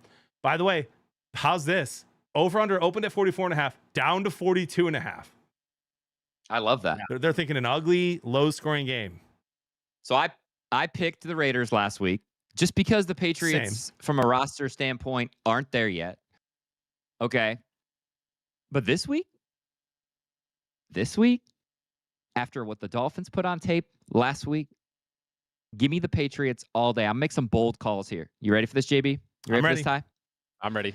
Hunter Henry gets in the end zone. I love this matchup for our boy Hunter this week. And you know who still has eyes for Hunter Henry? Your boy Drake May. And I think Henderson. So Ramondre Stevenson out-snapped Travion Henderson 45-21 snaps last week. I think bold call. I think Henderson out-snap Stevenson starting this week against the Dolphins, and it's the rookie's backfield to lose. Wow. That's bold, Chris. I disagree. Yeah, and give me the Patriots to win the game. I disagree. I'm going to stick with my prediction that by week 5, McDaniels will be fired, and that Tyreek Hill, if he's not in jail, will be traded to like the Chiefs or something. I think the Dolphins win. I think there's just been way too much hype about the Patriots. I haven't seen it. Who hyped the Patriots? Oh, I mean, they're over under wins this year by Vegas. Like, I had the Raiders winning last week. Same. I think they beat the Dolphins. Brother. I hammered the under Patriots wins this year. I just think they're 1 year away. 1 year away. And so I think the Dolphins. Doesn't mean you can't beat the Dolphins. They had a team meeting on Tuesday, John. I think they win. Home opener. They're used to the heat. I think they win. I think Hill might get more. He might finally get a 30-yard pass or longer. And I think A-Chain really is the reason that I'm picking the Dolphins here. Like, they got to get him the ball in space and find a way to get him involved. Give me A-Chain receptions. Yeah, because Genty went off last week. Hey, he got a tutty. Did he? Didn't he get a tutty? I don't think that's the way you can attack this Patriots defense right now. In space, dude. Just halfback cross all day long. Hit him. Give him the ball. Give me the Dolphins. I'm not touching the spread, but give me the Dolphins money line. Make me choose. I go Dolphins -1.5. Nah, give me Patriots money line. I love you, Tyler. Patriots all day, and I got a good feeling that this is a Drake May coming out party. We love it. I will say, from a fantasy perspective, Douglas, I think, got in the end zone last week for the Patriots. Yep, DeMario. their slot receiver. Yep. Yeah, May really likes Douglas. Booty, Kayshon Booty. Dude, a lot of people don't know this. First-round pick. Like 3 years ago, he was a first-round pick for the Patriots. Everyone was calling him a bust. Quietly, Kayshon Booty has had over 90 yards on like over 4 catches in his last 4 games going back to last year with Drake May. So keep your eye on the Booty. Yep. By the way, do you guys remember the sleeper I had a couple weeks ago in our sports show for fantasy? Nope. Patriots wide receiver, rookie Kyle Williams, who tore up Travis Hunter. How did he do on the one target. Okay. I don't know what his snap count was. 1 target, 1 reception, 12 yards. So they had a design play for him. Went to him. He caught it, did his thing. I think they're going to get him involved as well. So that's the thing that scares me the most, actually, with this game, is I do think that Drake May could spread the ball around. Dude, and the Dolphins are going to have to score. The biggest mistake people make, and sometimes you have to do it, right? Because it's fantasy. The season is only so long. The biggest mistake people make is giving up on rookies early. So like John did something in our ESPN league that I cannot wait to capitalize on eventually. I just don't have the roster space right now. He already dropped Jaden Blue. See ya. And I bet you by week 7, Jaden Blue is the starting running back for the Dallas Cowboys. So like, be careful with these narratives where like a guy pops off one. Dude, Isaiah Likely was the number 1 tight end week 1 last year, and look how that turned out. Right? So be careful with these week 1 narratives. If you have a rookie you believe in, like Tootin on the Jaguars, like Blue on the Cowboys, if you can spare them, if you can hang on to them, I would hang on to them. I couldn't. I need a wide receiver. All right. I need a better tight end. So we're against each other there. We'll save this one for last. Let's go Rams at Titans. Rams are -5.5. The over-under was 41.5 when it started. Now it's 42.5. Right now, FPI is giving the Rams a 66.93% probability to win the game outright. Oof, I like 75. You think okay? Yeah. You're on Rams? So I think if what we saw last, from a Cam Ward standpoint, right? From like what the Broncos were trying to do to Cam Ward, I think the front 7 of the Rams can replicate that. Obviously, they have weaker corners. Like their CBs, their DBs are a little bit weaker in Los Angeles. But I think that they can get that kind of like in-your-face pressure on Ward. And then from an offensive standpoint, oh my God, Stafford and crew are going to have a fun week. So, yeah, give me the Rams. I'm all over the Rams, -5.5, 100%. Yep. The only thing that scares scares me is it's on the grass at Tennessee. It's the only thing that scares me. Like that's a high-powered, lots of cuts, Nakua, even Kyren, like the way he runs. Like the Rams are just going to have to go out, play disciplined football. Stafford can't turn the ball over, and they'll be fine. Yeah, I think he can turn the ball over. I mean, if the Broncos offense can turn the ball over like 4 times and still win, yeah, okay. Stafford will just be fine. What do you think, it's high? I completely agree. I think that the Texans Texans have one of the strongest defenses in the league. Titans. Titans. No. Sorry. It's about last week's game, Rams, Texans. Yeah, okay. Last week's game, the Texans had one of the strongest defenses in the league, and Stafford was still able to put up 245 yards and a touchdown. Only 2 touchdowns. But yeah, no, the Titans defense isn't even close to the Texans. So yeah, I think that I agree with Chris. I think Stafford has a heyday. Puka still was able to get 130 yards and 10 receptions last week. I mean, yeah, I think he's a hungry hippo, bro. I think he's gonna be fed next week. Were you guys able to Adams catch gets in the end zone this week? Were you guys able to catch any of this game last week? My chat was roasting me. I was like, I didn't even see any highlights. So like, there were no highlights. Exactly. It was like 14-9. There weren't any. Yeah, there weren't any. We were watching Red Zone all afternoon, and it was a very defensive game. Both Stafford and Stroud played out of their minds, but it didn't really show up on the box score. Interesting. Because the defenses played so well. Like, so Stroud was like under pressure. Stroud was like 9 of 10 for like 80 yards. So like that's if you're someone who like me drafted CJ Stroud in Dynasty, like that's who you wanted to see, right? Obviously, him and Nico couldn't get going, and the stats, like the fantasy points, didn't come. But in a super flex, you should not have Stroud. Stroud should not be on your team in a 12-team standard league. But he's my backup quarterback in a league, in a super flex, and yeah, there's hope there on that tape. So. Okay, you want to talk about too many points. The Cleveland Browns are going to Baltimore. And Baltimore is, by the way, for their home opener, and they're -11.5. The Ravens. Against Cleveland? Against Cleveland. That's a lot of points, bro. In the NFL. Yeah, but like, don't you just see the Ravens just smacking them? I don't know, man. Like that Browns defense is kind of nasty. Didn't you just say what you thought Flacco was about to turn into? Yeah, he's a pumpkin. So here comes the show, brother. Here it comes. We're about to find out exactly what this offense is. Give me the Ravens by 14. Jeez, bro. Minimum. Really? Dude, here's my thing. All right, CB. Here's my thing. Slammed. Okay. The reason they lost the way, like you can put the game on 2 plays because they could do whatever they wanted last week. So even if you're saying, first off, they have a really good chance to neutralize this front, right? Whereas the Bengals don't have the body movers up front for the rushing game yet. Like Chase Brown can't get going. as much as Derrick Henry can get going early. And then you add on the most explosive quarterback in the NFL. Dude, just give me. And then Flacco, what's Flacco going to look like against this defense? Not like Josh Allen. I can tell you that. So yeah, give me Ravens -11.5. All right, I will not be touching this game from a betting perspective at all. But if I had to bet on this game, I'm never taking a team minus more than 10. So I would go Browns +11.5. They beat them last year. They beat them last year. You know what? You're right. Honestly, dude. Division Where's the game being played? In Baltimore. Lamar might be on his couch by halftime. So yeah, they might be playing the third string by halftime. Oh, there you go. Flacco gets some extra some garbage time tutties here. Yeah. Yeah, 11.5 is just a ton. It's by far the biggest spread, I believe, this whole week. I'm looking right now. It is by far. Only double-digit spread all week. Yeah, give me the Browns +10.5, but I'm not touching it. Ty, what are you doing? I love the Ravens here.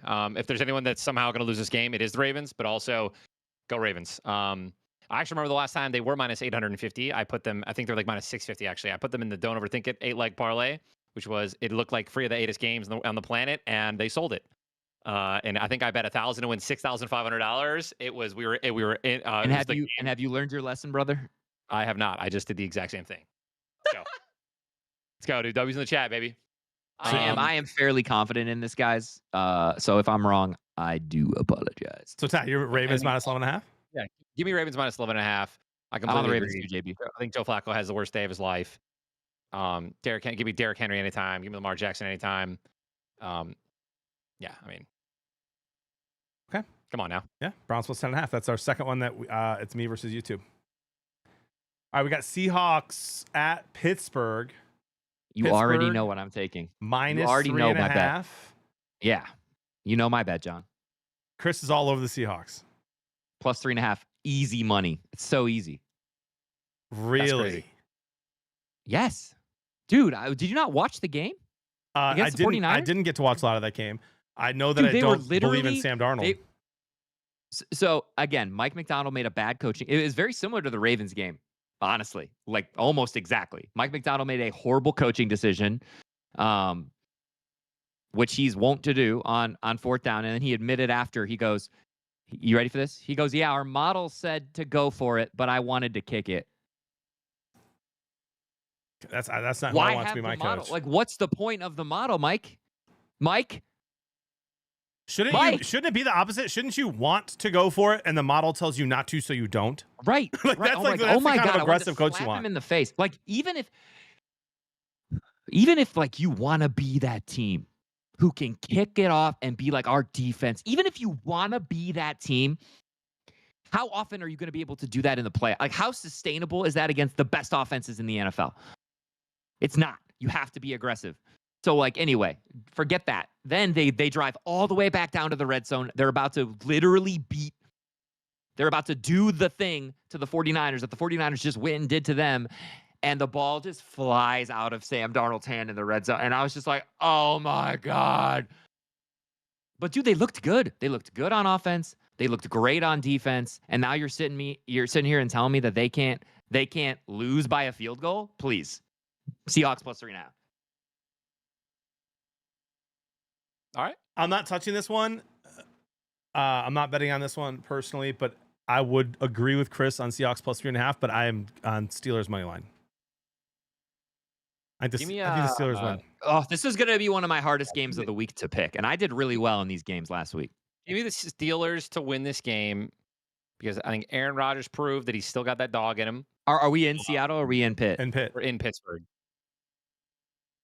Yeah, I really like that, John. I like Pittsburgh money line, but if I had to bet the spread, give me the Seattle to cover. Just off of Chris's hype there. Chris is all over the Seahawks. I think I'm gonna straight up pick the Hawks again. I think I'm gonna let them do it to me one more week. Wow, that's crazy. To win, straight up. Yeah, I do. I picked them to beat the 49ers, and they should have beat the 49ers. So yeah, I'm gonna pick them to beat Pittsburgh. Wow. Nah, bro. Give me a Metcalf. Give me a Metcalf for 2 touchdowns. Metcalf revenge game, dude. Oh, dude, I'm all up for it. I'm hungry. Metcalf revenge game or JSN coming out party against his old wide receiver one. Dude, I absolutely could see. By the way, yeah, this is going to be the hardest game of the week to pick. Just It'll be a fun game. Yeah, looking for it. That's also at 1 o'clock, unfortunately. All right, we got Carolina. Ties Carolina Panthers. I'm off the train.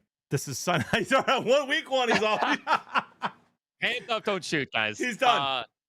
I don't know if Bryce Young. Bryce looked rough week 1. I don't know if he's a second half of the season kind of a guy. But he did not look good against Jacksonville. Arizona, again, Arizona, didn't look that great against the Saints as well. So, but yeah, I mean, I'm going to have a hard time touching the spread again with Carolina. Actually, I hate this. I hate this spread, because I don't trust Carolina to do anything because they just had such a terrible week 1. But Arizona also barely covered against the Saints, right? The Saints kind of choked it. So, like, I don't like this game at all. I don't think it's worth betting Arizona to win. Like, if you're betting on this, gambling on this, minus 300, those odds are terrible. Especially since I think they can lose, since they almost lost to the Saints week 1. Yeah, I don't know. I'm not touching this. Gun to my head. Give me the Cardinals minus 6.5. But yeah, 6.5. 6.5 feels like a lot, for this game. I do think it can be kind of close tie, but the Cardinals are at home, which doesn't mean anything from a home field advantage perspective from the fans, because half the crowd is always a fan of the other team anyway. But it's not like the Panthers fans are traveling super well to Arizona, so. I'd go Arizona minus 6.5 if I had to. I think they win.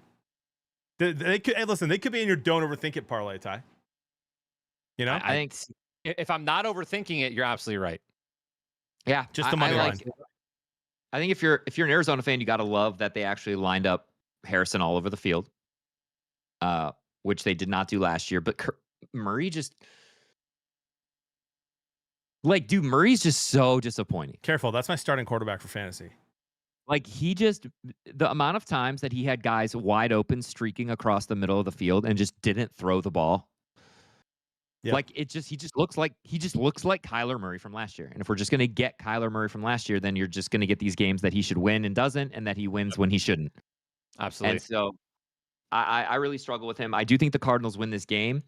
And it's got one of my favorite bets. So if you guys were paying attention in the Discord last week, I said a couple of plays I really liked, and 2 of the 3 hit. I had Sanders, the tight end for the Panthers, going over, and he went he doubled his receiving total. And Trey Benson was at 23 yards, and I was just like, he can get that in one run, and he did. He got he had a 40-something yard explosive run. Yep.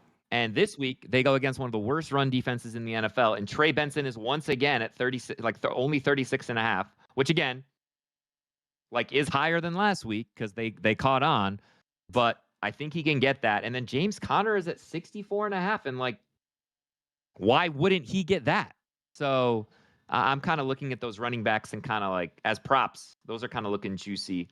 I don't know what. I'm only going to take one though. I'm going to take Conner or Benson. So I just don't know who I want to pick. If I had to choose between those two, give me Conner just because he's going to get more touches. Right. Oh, he's for sure going to get more touches. And he's a beast. I'm not touching this game, but if I had to, Cardinals minus 6.5. I think Cardinals win. At the end of this, before we do our picks that we're going to kind of parlay together, we'll have Ty do his don't overthink it parlay as well. Oh, for sure. Love it, dude. All right, let's go. So we're all on Cardinals minus 6.5, but don't love it? No. Yeah. Fine. Yeah. I'm gonna pivot. Shh, I hate that. Do not bet this week, guys. Yeah, don't bet this game. Now this is to me the most shocking spread out of all of them. Denver Broncos play 3:05 at Indy. Colts at home. Lucas Oil. Broncos are minus 1.5. Yeah, that's disgusting. The Colts actually have a 51.4% probability to win the game outright, according to FPI. Yeah, that's diabolical, bro. I think we have I truly think that was a week 1 blunder, and the Broncos got out unscathed and they won. But that was not who that team is. I think they clean up. I think that they played. I still think that the Titans, kind of played, pretty decently compared to, you take them against the Dolphins. I think the Dolphins again. I think I look at them like Swiss cheese, bro. Four turnovers, and the Colts only put up 33 points.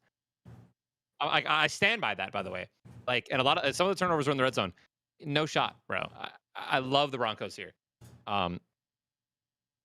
Give the points too. I mean, -1.5. I'll take it. Yeah, you know how, John, you know how earlier we were just like, we're about to find out what Flacco's made of against this Ravens defense? Yeah. That's how I feel about Daniel Jones against this Broncos defense. Yep. So if Daniel Jones can do it again this week, look out, Indianapolis. You guys got a little something cooking this year. Yeah, if you can take out Denver for sure, but I just don't see that happening. So I'm not betting on this game. If I was going to bet though, I would take the home team and the plus money because it's so close. But it also seems to me like I've told you guys all off season. I told you guys all last year. I think the Broncos are a really fun team. I loved watching John Elway growing up. Like they were one of my favorite AFC teams growing up. I just am not 100% sold yet on Bo Nix. And I even picked him to win the division this year. So the fact that they're -1.5 against the Colts. I mean, if the game was 24-17, right, and they beat the Dolphins in a close one by a touchdown, this spread would be what? Denver -4, 5, Right. And if the Broncos just won handily, so it feels like a game where you should just hammer Denver money line for pretty good value. But man, Colts are tough at home, and that defense is nasty. So I'm not going to touch it. But if I did, I think I'd go plus and take the Colts. So Yeah, I'm on the Colts +1.5. Ty's on Denver -1.5 and kind of thinks they're going to kill him. Yeah. Yeah. Give it a ponk. The punk is Sucks the that, out. dude. Warren's at the result. 4. Tyler Warren is at plus money at 4.5 receptions. Dude had 9 targets. No, he had 11 targets and 9 catches last week. Slam it. 4.5. I know what Chris's leg is going to be for the player props already. Tyler Warren receptions. Yeah. No. Well, he's my fantasy core. Like I had a feeling about him. I had a Brock Bowers spider sense. If Brock Bowers throws 2 or more interceptions this game, I'm sorry, Brock Bowers. Oh my gosh, Bo Nix. Sorry, I just saw something. Okay, got it. If Bo Nix throws 2 or more interceptions this game, will Bo Picks be trending on Twitter? Yeah, for sure. Yeah, because Tyler will tweet it. How do kickers just? Hey, you guys, to be proud of me, there were plenty of missed kicks, especially last night, and I didn't tweet anything. So should have put one out there. All right, Eagles. We have a couple more here. Eagles -1.5 at Kansas City. Chiefs going 0-2. That's crazy, bro. Hammering the Eagles -1.5. I am nuking it. Yeah, give me Eagles -1.5. Give me, dude. You know what? Give me the simplest. Give me the Broncos Philly. Give me Broncos Philly. Put them together right now. +230. That's a juicer right there. I just I don't understand how this is only 1.5. Is Worthy gonna play? I heard on Twitter that he practiced this week. He might. Do you know who also played in the Super Bowl? Xavier Worthy. My issue with this game, guys, is like, so think about how the Chiefs, and again, even with, I know they didn't have Worthy, but that Chargers defense is not crazy. Like, it's not good, not great, right? And now you're going up against a better defense at almost every level, and you're telling me it's 1.5? Yep, and the weakest part of the defense for the Eagles was the corners. Yeah. You got Hollywood Brown. Yeah. Eagles. This is going to be one of those games, and I've got a feeling it's going to be one of those Mahomes games, and I hope he doesn't go too crazy. Like, I hope he protects himself. Like, he's going to have to feel like he's going to have to rush. Yeah. I like the Eagles. Yeah, I'm on the Eagles -1.5 too. Like, I just, if they had Rice, if they had a healthy Worthy, I think it's a great spread. I think the spread should be more like Eagles -3.5. And so, yeah, give me the Eagles. I'm taking them and probably absolutely hammering them. But I still think Pacheco the Chiefs had are fine. 7 runs last week, by the way. I can't. So if you have to bench Pacheco, by the way. You should not be starting him in fantasy. Yeah, keep him though. Right? Don't drop him yet. Don't drop him, but man, you cannot start him if he's only going to get 7 carries. Yep. And I just want Chiefs fans to know, no disrespect here. It's just injuries with the Eagles doing what they just did in the Super Bowl. Being able to run the ball too, like Barkley. It's going to be, I think, honestly, Ty, you're going to get a classic boring Eagles game here. It is. It's going to be Jalen Hurts rushing the ball. They're going to be getting 3rd and 1, 4th and 1, tush Yep. push. 23, 14. Chiefs something are like good that. against the run though. Like they play a lot of man. So I actually do think Goddard's been ruled out, guys. So I actually think Devontae Smith splits with Goddard in and with Goddard out are insane. Like he becomes one of the best fantasy receivers in the NFL when Goddard sits. So I again, I don't know about Brown. I don't know if that hamstring is still bothering him, but I really like Smith this week as a start. All right, we'll be starting him 100%. So we're all on Philly -1.5. Yep. Yeah, I like Philly. All right. By the way, kind of like the under. Over/under is at 46.5. Kind of like the under. I'm not betting the under with Hurts and Mahomes at quarterback, but I lean that way. Yeah. Yeah. Falcons at Vikings Sunday Night Football. Vikings are -3.5. This is a game where I need the Falcons to just come out hot. Vikings by a million. Falcons could have just beat the Bucks, by the way. So like that was kind of a. Yeah, you say that, but also Michael Penix did not look great. No, I know. So Play calling wasn't awesome either, though. right, exactly, which is a problem. Drake London had like 15 targets and only like what 50 something. It was insane. They were throwing up like they weren't really going deep. Exactly. So I think that Minnesota's defense is significantly better. We got home field advantage. McCarthy, We got home field advantage. Yeah, we're betting. JJ's our boy. Come on, dude. We're jumping ship already. One JJ week. JJ's our boy. JJ's our boy. We got we're talking about. I'm saying I'm talking about like this bet. We're talking about the Vikings. Yeah, give me the Vikings. I love them. I'll take them money line. I'll also take them at -3. If JJ can roll over even a little bit from that heat from the second half, protect the ball. Just obviously no interceptions. I think this is a blowout. So -3 is generous. I think that they can. I think they can crush them. Obviously, I mean that's just me. I mean, obviously, I think the Falcons are, they're a good team, but yeah, I don't know, man. Their defense is phenomenal. Give me Minnesota's defense again at home. The Skull Chants are going to be electric. I just really like Minnesota. I'm done sleeping on them. Penix likes to stay in the pocket, and the Vikings can kind of exploit that if the line doesn't hold up. So I see where Ty's coming from. Again, McCarthy's going to have to grow off that week 1 performance. We've seen that he can. That's really what I'm talking about, right? Like it's got. So I'm just a little. I'm with you guys. I'm taking the Vikings in the points. Like Andrew in our chat just goes, Van Ginkel and Okuda are out. They're already ruled out. Oh, I didn't know Van Ginkel's out. Oh wow, he's a beast. And again, this is a game where the Falcons didn't run enough with Bijan. They threw it to him, but like. I don't know. I'm still on the Vikings. I think the Vikings win. -3.5 is just my question. Well, so here's my thoughts, right? Who do you think's better right now? Bears or Falcons? Falcons. It's close though. It's closer than I think maybe I thought preseason. Especially if Johnson was playing, their best corner. He was out against the Vikings. Yep. I think that the Falcons are a little bit better. And I think with Bijan, like in the way they're better is in the running game. Like Bijan is 10 times better than Swift and Roshan. And so I think if they can get the run going and Van Ginkel's out, I think it's a 3-point game.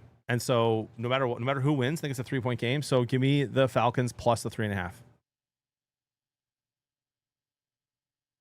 And if you're using, and Thumper just actually said this, and I was thinking the same thing. If you're using what Vegas's kind of normal rule is of like 3 points to the home team, then they think it's kind of a coin flip. Yeah, at -3.5. So give me the Falcons plus 3.5. I think if I had to pick money line, I'd probably go Vikings. Yeah, same. Okay. Yeah, Ty. Yeah. We got Tampa and Houston. Houston -2.5. Monday night football games, guys. Can we get a clap? Can we get claps in the chat? Two Monday night games, both very razor thin spreads here and margins. So Texans are at home Monday night -2.5 against the Buccaneers. Opened up over under at 45.5. Went down 3 points already to 42.5. This is a game I don't know enough about. Like I didn't watch the Rams Houston game because they were never on the screen. Honestly, I should probably just go back and watch it to get a better feel for how the game went on.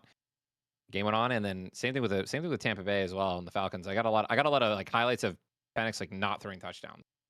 Um, Yeah, this is one tie where this is one I think Houston. This is one I think that Tampa just loses without Wirfs. sure. I think that this is where they feel Wirfs being gone against this insane front four of Houston, who they have it in the secondary. I don't think that Tampa's defense is as good. So I think again, Houston's biggest issue, guys, is that they can't sustain the run. Like Chubb, the Houston Texans had one explosive run this weekend. Yep. I think Chubb had one run for 11. And so,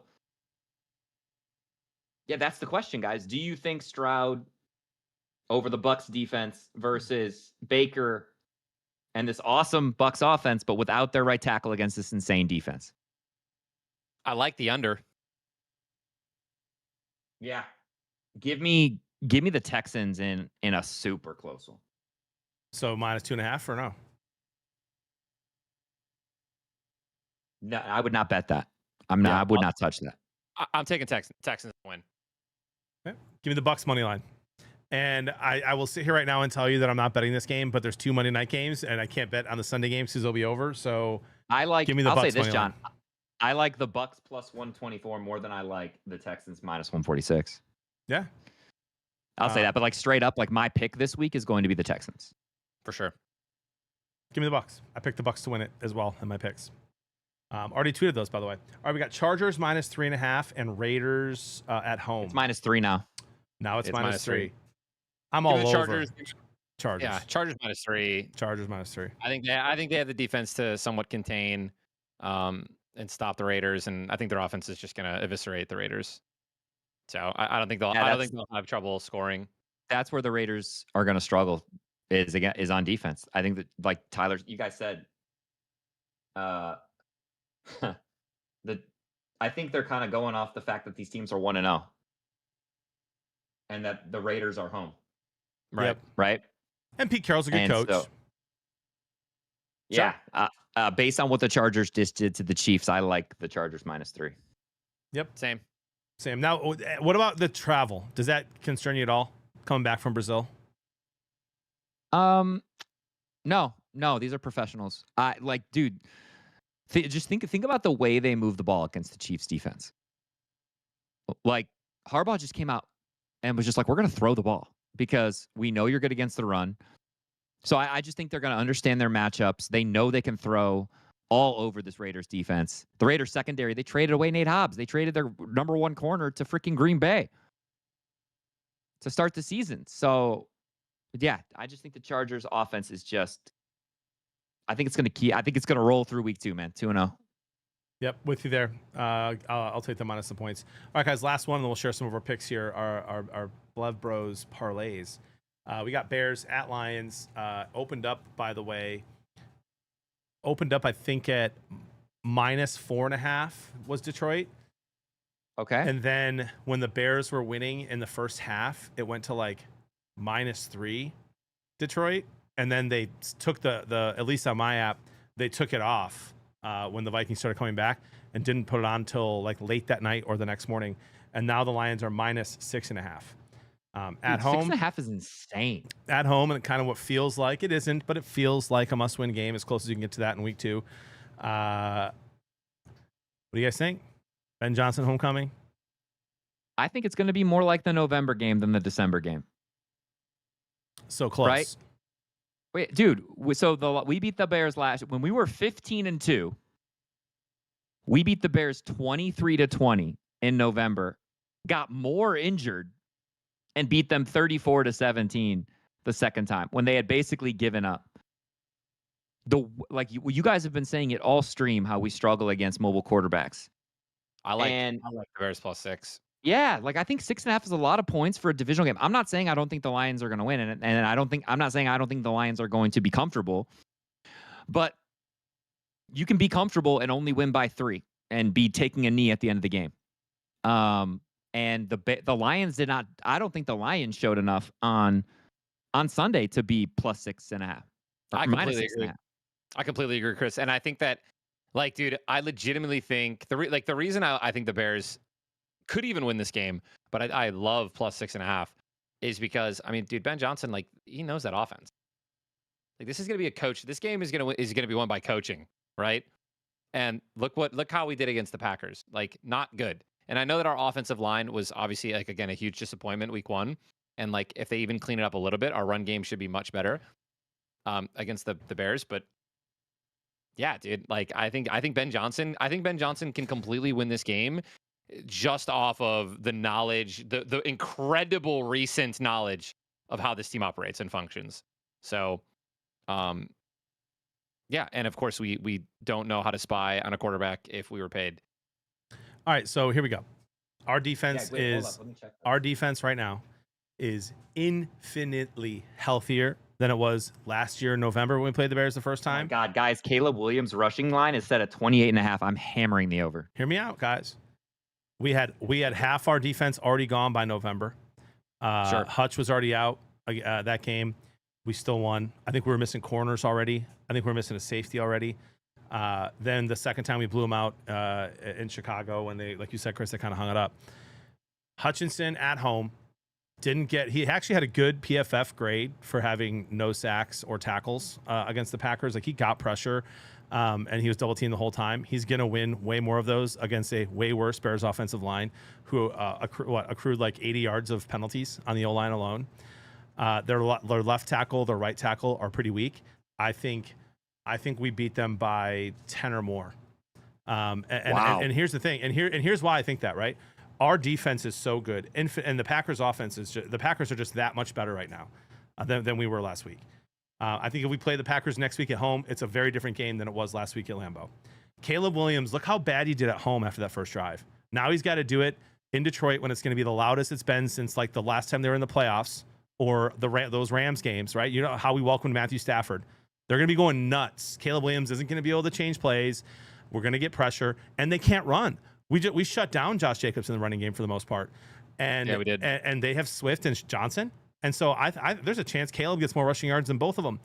And so that means you're making Caleb one-dimensional on the road with a great secondary and good linebackers. I don't see a way. I don't see a way they win. If they win, that's why I say I go from a 3 to a 10 in panic mode if we lose, because that we're so much better on paper than the Bears. Give me the Lions minus 6.5. Wow. I think we dominate. I could see the score being something like 27-13. Well, you made me feel better about this game. I'm still taking the Bears plus 6.5. Okay. I will not be hammering this. I'll include it in a parlay. Like the first, I got dude, 7 minutes, by the way, guys. Yeah. I want to. We are doing our picks and we're done. Yep. What were you gonna say, Chris? dude, some quarterbacks like playing away. For sure. I don't know that Caleb likes playing at all. Okay. Goff 75% indoors. So good. Okay, let's pull it up, guys.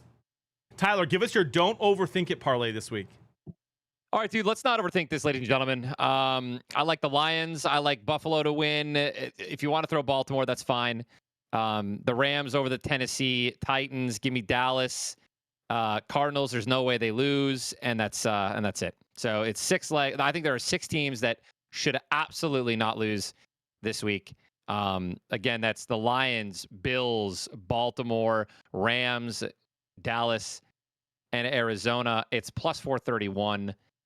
If you want to sprinkle like a half a unit on that, that's my don't overthink it. I just used a free $12.50 bet on that play, Ty. That is plus 458. Yeah, and if I honestly, dude, if I wanted to like make a don't overthink it, but like the lines are a lot closer. I mean, the Chargers beat the Raiders. I'd add the Chargers to that, and I know it's too late for you, JB, but I'd add the Chargers to that, and I would also, honestly, I'd add the Eagles at minus 120 for crazy odds, and Denver. Throw Denver in there. I think there's a lot of money to be made in these lines so early in the week. So, yeah. That being said, keep it simple for the first one this week. Second week. All right, we're each going to make a player prop bet. Can be anything from any game. Anything from any player prop. game. Yeah, give me Caleb Williams over 28.5 rushing yards. All right, that's a little bit of a cheese, but that's fine, Chris. Why? So, Why is that a cheese? No, I mean, it's a cheese. It's fine. You're adorable.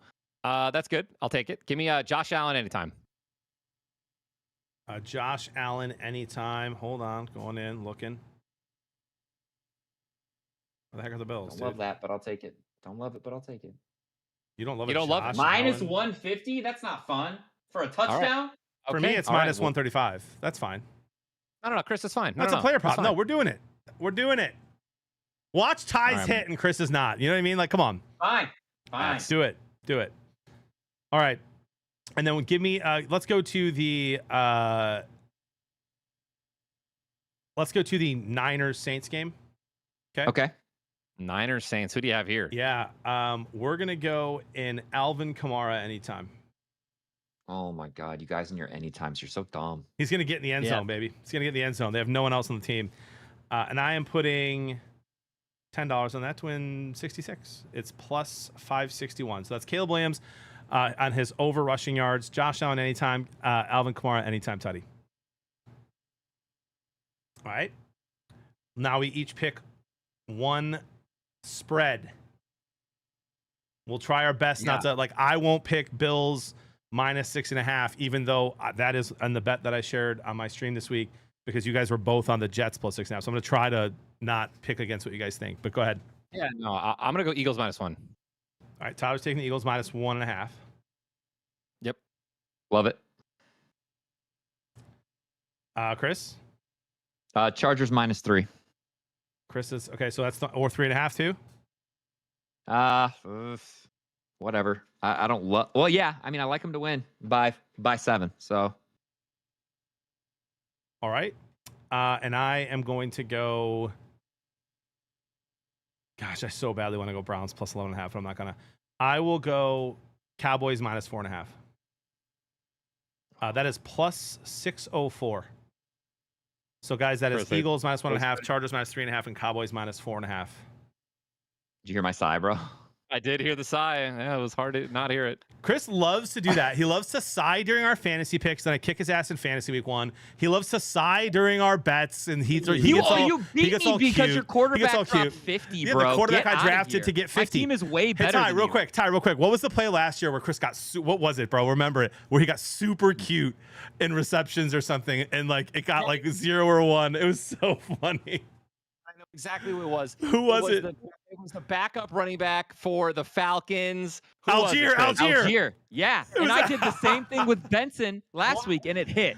25 yards. Yeah, 25 yards Algier. We're Ty, we were hanging out that night and watching the game. Remember, I brought like wine and Tebow over, and we're texting Yeah. Chris like he has 0 touches. Where's Algier, Dude, Chris? hey, and I got it with Benson, and I'm on it, dude. Because what I want, guys, like if I make it, and I just want to say this, I'm going to say this to everyone at home too. If I'm making a touchdown bet, it's plus money. I am never making an anytime bet minus money. I think it's bad value. Agree, So I want- unless you I put want it to in a get the guy parlay. who I think is going to go in the end zone who's plus money. Those are my favorite bets for touchdowns. I agree with you, Chris, which is why I took Ertz yesterday. I agree with you, but not in a parlay. I think it's fun to put it in a parlay because there's a reason they're minus money to get a touchdown. Because Kamara's fine. Yeah, and again, I know I'm being a little like whatever, but Chris, Whatever. I can't wait for next week for Chris to side during our picks. Delicious, dude. Guys, we're going to post on all of our when the social- Giants win, John, you're gonna feel so stupid, dude. Oh gosh, I would. Great. I got to get to my best friend's dinner. I love Great you show, guys. Great show. Love you guys. We'll see you soon. See you next Hey, week. take care of each other, guys. Take care of each other. Take care of each other. All right, Blood Bro Sports Show. What's the drink? I'm sipping on a little Two Brothers West Coast style IPA. I just had a crazy week, man. I was like, I'm gonna have a beer during this. Guys, W Sports Show. W Sports Show. YouTube. Hope you're doing well. Appreciate all of you. Thanks for hanging out. Yes, you are, Brainiac. Yes, you are. Guys, I'm going to go hang out with Jody and the kids. Enjoy this Friday night. Tomorrow's going to be psychotic. Doubleheader flag football game. Then my son has a tackle game. Then we're hanging out with Justin Ty for a little bit. Sunday is just crazy too. Super early church. And then driving to Wisconsin, I'll be watching the Bears-Lions on my phone in front of a bunch of Packer fans. We'll be back Monday morning, guys. Appreciate y'all this week. Much love. 2,189 subs. We're 16 followers away from 115,000. Love you guys. God loves you more. Let's change the world. We'll see you guys.